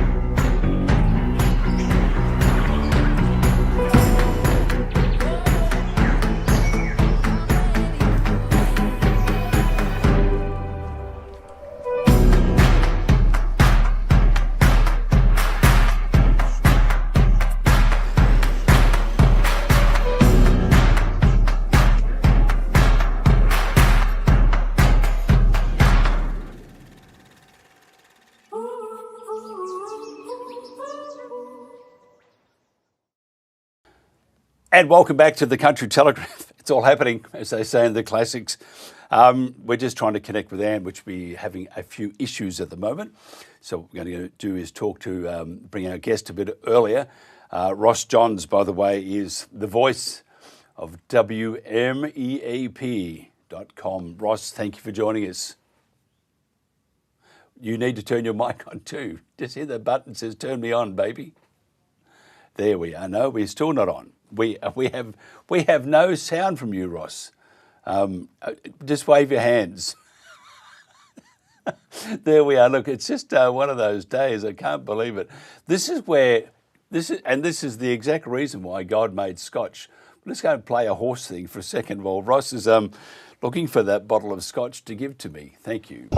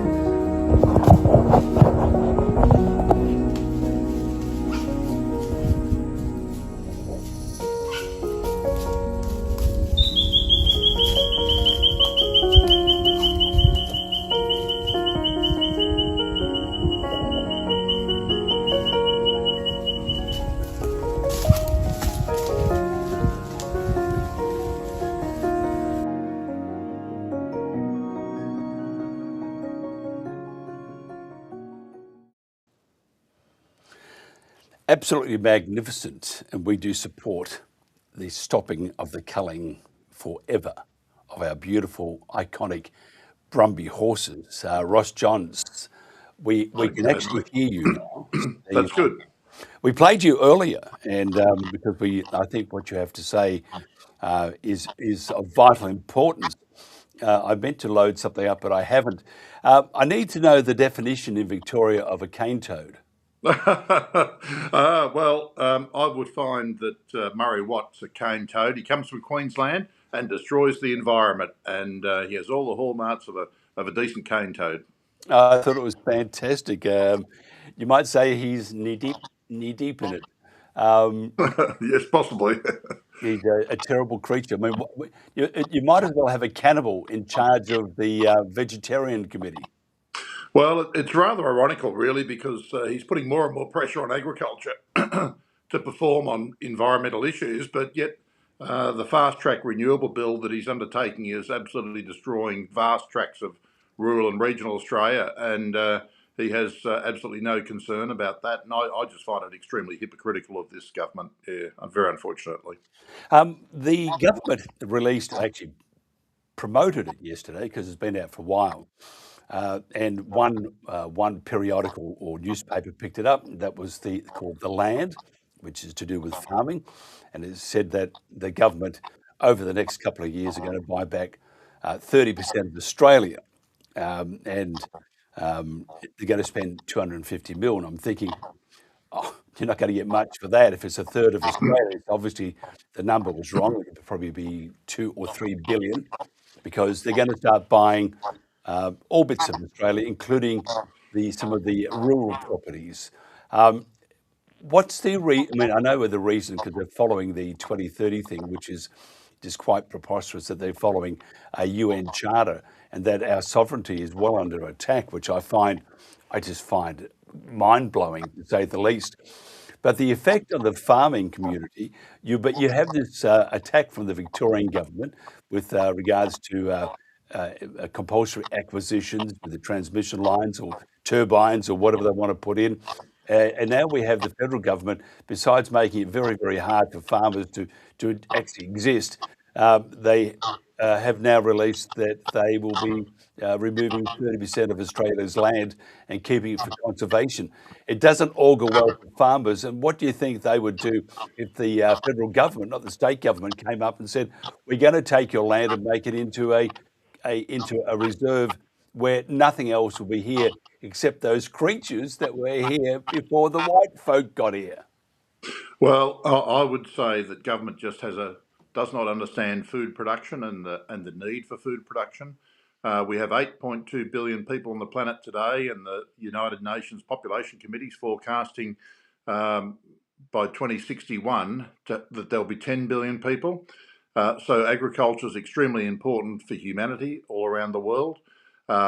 Agricultural production is important to Australia because we produce 14% of Australia's export revenue and we feed the country.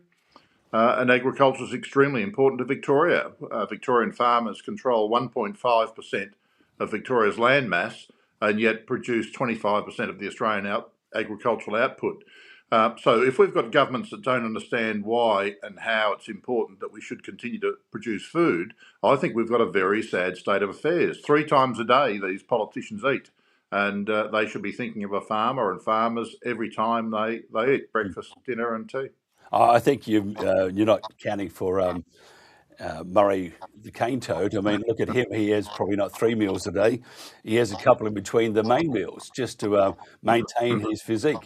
And I find that quite possibly. I mean, I see when he goes past McDonald's, they bolt the doors. Anyway, it's another story. That's not true at all. But it's a true attack on the rural community. Does it?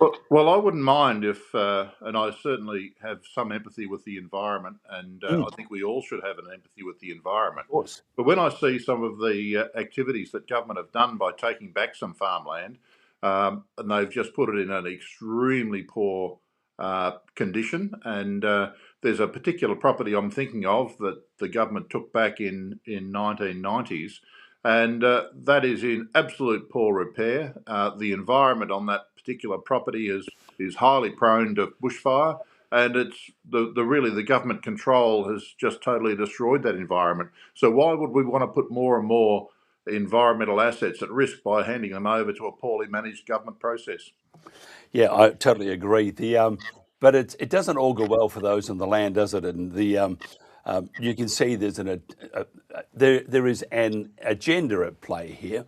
And without, I mean, I have a friend who's very senior with one of the Conservative parties in Australia, and he was telling me, and I haven't yet checked it out to see how real it is, but the Labor Party, along with Albanese and Chris Bowen, have stated that they would prefer to have our food imported from overseas, and that would be probably just to save our country from these marauding cows and sheep and people and stuff, terrible creatures, all those three. And so that would then initiate the fact that the reason why they want to buy back is to create this 30% of Australia before the white folk got here. That's just not in touch with reality. And it will probably destroy our country, wouldn't it? Well, I would find that if we're importing food from overseas that don't have proper food production legislation, that the high health risk impacts of that food from overseas is underappreciated by our government. In Australia, we have rules around chemical use. We have rules around how we can handle this food and deliver it to people in the city on a green and healthy way. But there is no such rules like that in other places where they produce cheap food. They don't have the same controls on chemical use and the way that food stuff's handled. So what the government's really doing there is exposing all Australians to a high risk of poor quality food. And I think Australians should expect and do expect that we have the very best, highest quality food produced in Australia. And that's what farmers try to do every day. Produce more and more food, cleaner and greener and healthier for the Australians. Yeah, and the other thing too is a lot of the land that these some of the very rich are buying up of these parcels of land, they are also going to sell their land back to the government. So therefore, saving the environment basically means making a lot of money, and it is the environment is a money making industry. It's another way of particular people earning money from saving the planet, which then would suggest that it's not about saving the planet at all. And you look at if you look at the data centers that are popping up, that definitely is not saving the planet. It may be creating another avenue for intelligence, but the intelligence is required when putting those things near water supplies and populations that require water and electricity. Totally agree. And I think government is fast-tracking a lot of processes, and that's a real concern. The data centre they're proposing at Sydenham, just out of Melbourne, that's proposed to use 2.4 gigawatts of power. That's 60% more electricity than Victoria currently produces.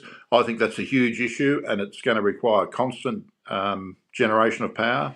The government's fast-tracked it. There's no community involvement. It's exactly the same process as government's adopted with all these government priority projects, and I think it's a real concern that we've gone down this pathway as a nation.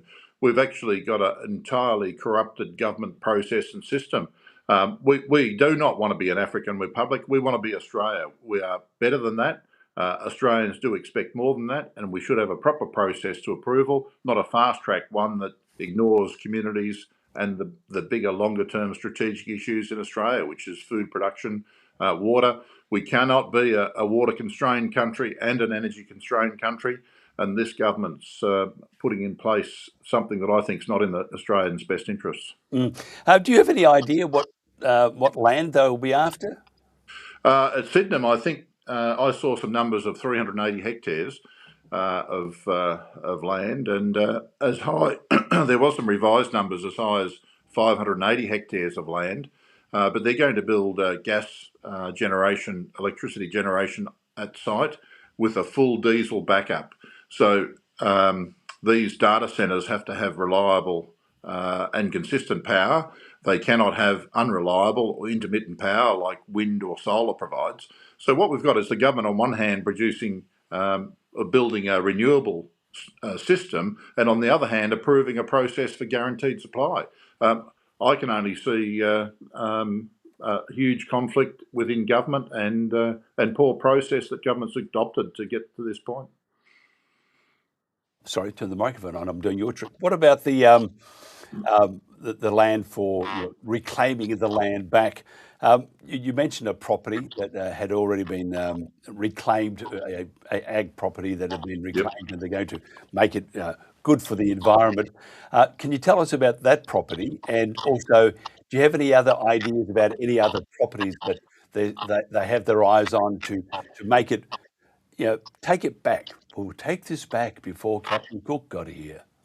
Well, I can highlight this property. It was Pine Plains, which is west of Patchawallic in northwest Victoria, and it was a property of around about 80 or 90,000 acres, and the government took it back, and since then there's been subsequent large-scale, fast, fierce fires that have destroyed the vegetation. There were some beautiful riparian environments there on Wirragon Plain and Outlet Creek that have got totally destroyed this year in the summer, and the government has 4-foot high grass across the whole place, no management, no fire breaks, no fire plan, and the whole lot burnt. And the environmental destruction on that particular property is absolutely unbelievable, unforgivable.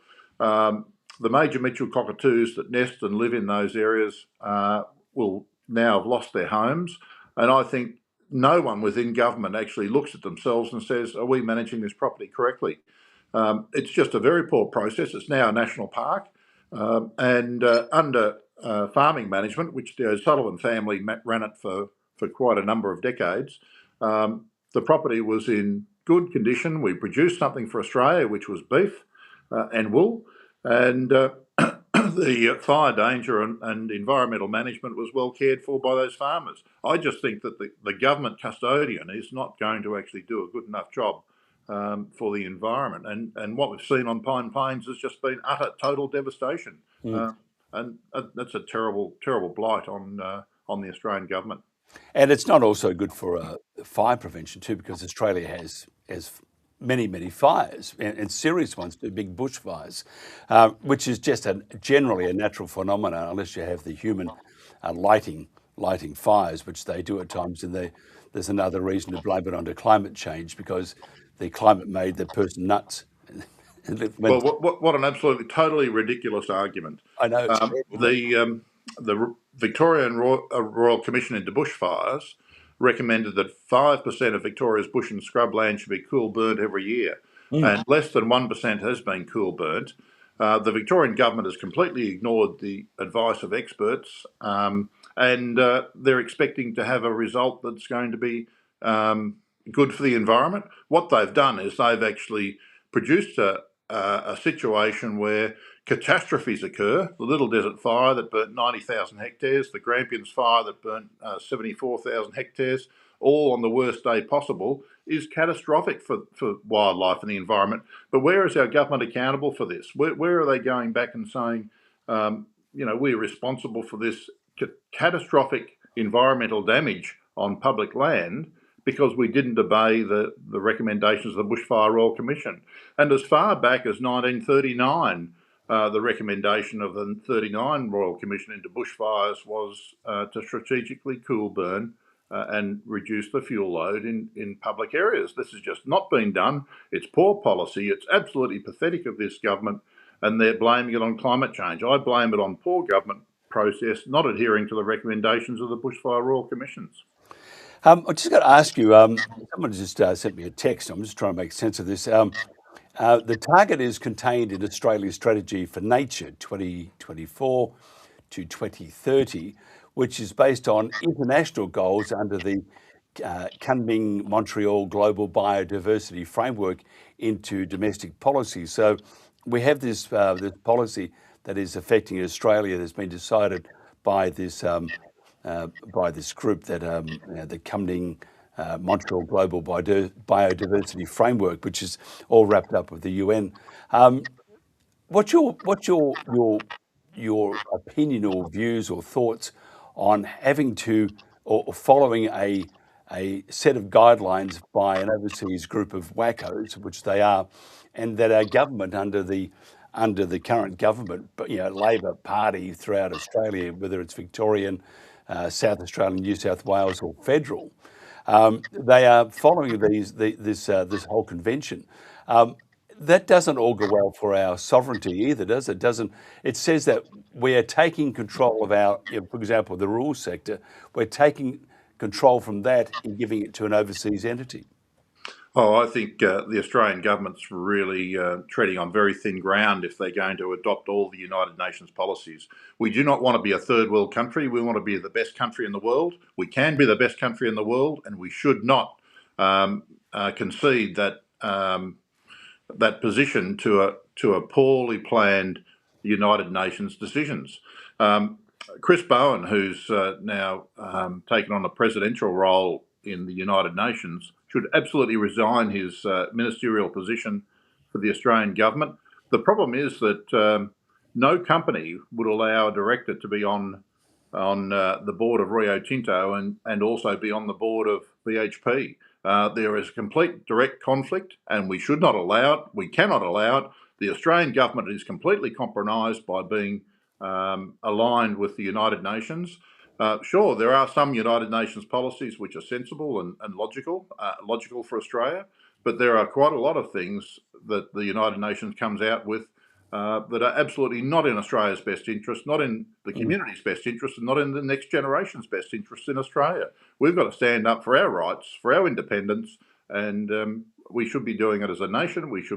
Our politicians should be doing it on our behalf. That's what their role is. They cannot be elected to the Australian Parliament and support a conflicted United Nations policy. This is just wrong. It's not the best governance process, and it absolutely must stop. And Chris Bowen must either resign his ministerial position in Australia or his role in the United Nations. Now we've signed up to the 2030. We've signed up to that. Politicians do this. They don't tell us about things, sign up to things, and then it's too late. We can't get away from it. And it is an obvious fact that those on the land are under attack, and even more obvious now with the 2030 stuff rolling out from the federal government, which is quite alarming to say the least, that our sovereignty is truly under attack and our decisions are made by others not living in this country. Where's the National Farmers Federation on this? I haven't really... Well, they should be out talking about this every single day. Because food production is important to Australia. We produce 3 times more food than we consume domestically. We provide food to many nations around the world: Indonesia, Pakistan, Iran, Egypt, the Middle East, China, India. Australia's food production is an extremely important industry, and our governments have totally neglected that. This is totally wrong. Our government's way off beam. We should be promoting and encouraging and supporting the production of clean, green, fresh food for not only Australians but other people around the world. And our government's just not doing it. They're neglecting their role, and they've got to take a good hard look at themselves. Look at what's important and what's in Australia's best interests. Yeah, I think the National Farmers Federation, they need to do more. They're the big ag group, and they need to do a lot more than they are. But again, we know that they're quite political. Ross, if somebody wants to find out more about the WMEAP, how do they do that? The Wimmera Mallee Environmental and Agricultural Protection Association is an organisation which I chair, president of. There's a web page that you can go to, and there's also a Facebook page, and I do a video every single morning. You do? Every single day, and there's quite a lot of followers, and I really thank them very much for their support and thank them for their comments. And together we can bring about a better Australia for everyone's best interests. And it's interesting. I do enjoy your not rant or tirade, your observations, and we actually replay it. We play it here. Start of the show, we play it. Ross Johns leads the way, but I think what you're saying, I mean, the cane toad was truly, and I actually had a clip. So the cane toad itself was something that I enjoyed immensely, and I do enjoy your iterations. And on behalf of mankind and civilization, in fact, we thank you. Thank you very much. And doing a great job too. WMEAP.com. That's what the website is. And also on Facebook every day. Well, what time do you do it, by the way? It must be... well, I generally get out of bed about 7 and collect my thoughts, have a shower, believe it or not, and then do the video about 7:30. Absolutely. All that in half an hour. Fantastic.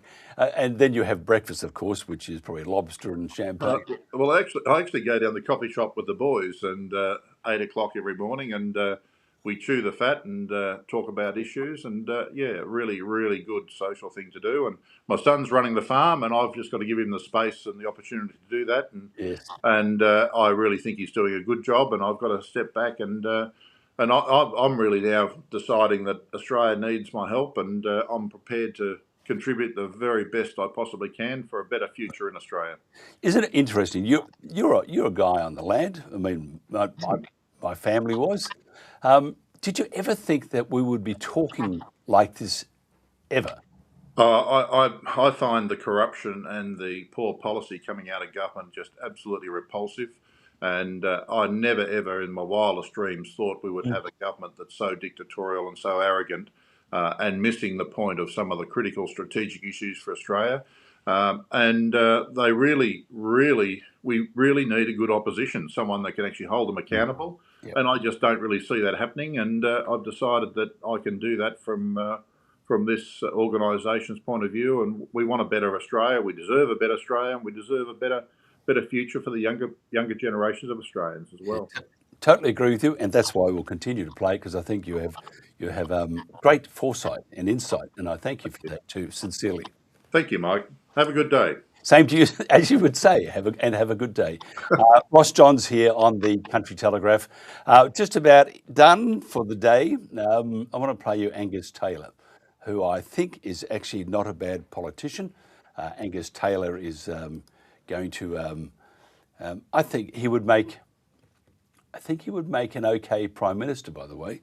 Long way to go yet, but I was impressed with Angus Taylor on several occasions when it came to the annihilation of the iconic Australian Brumby. Have a good one. I will talk to you tomorrow. Hopefully things will continue better.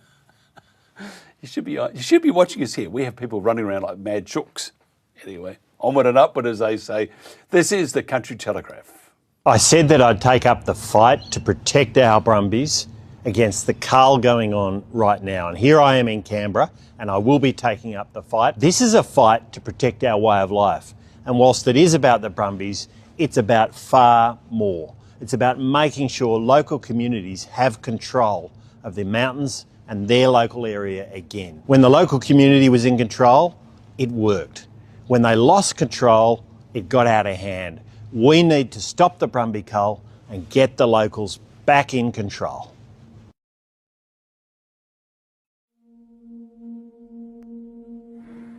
Tell my fool I kept on running. Tell my mare I heard her cry.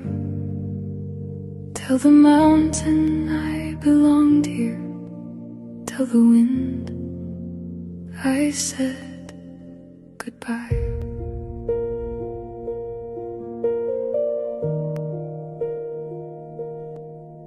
Brumby hoofprints etched for generations in the snow.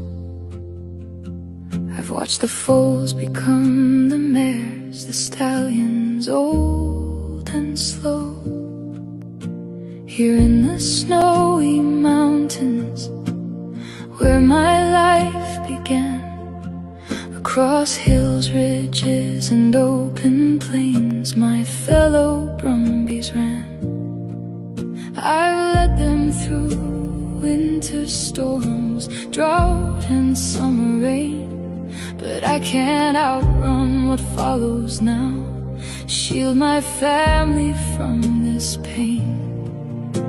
My ancestors crossed the oceans, but I was born upon this land. These mountains are my birthplace, the Snowies are my clan. These mountains hold our memories, our family history. If home is where you're raised, then this is where we should be. Tell my foal I kept on running. Tell my mare I heard her cry. Tell the mountain I belonged here. Tell the wind I said goodbye. Stay close beside me, little one. The thunder isn't rain. The sky itself is hunting us, and I cannot stop the pain. I gather those I love and turn to face the sound. Though every instinct tells me run, there's nowhere left for us now. These mountains hold our memories, our family history. If home is where you're raised, then this is where we should be.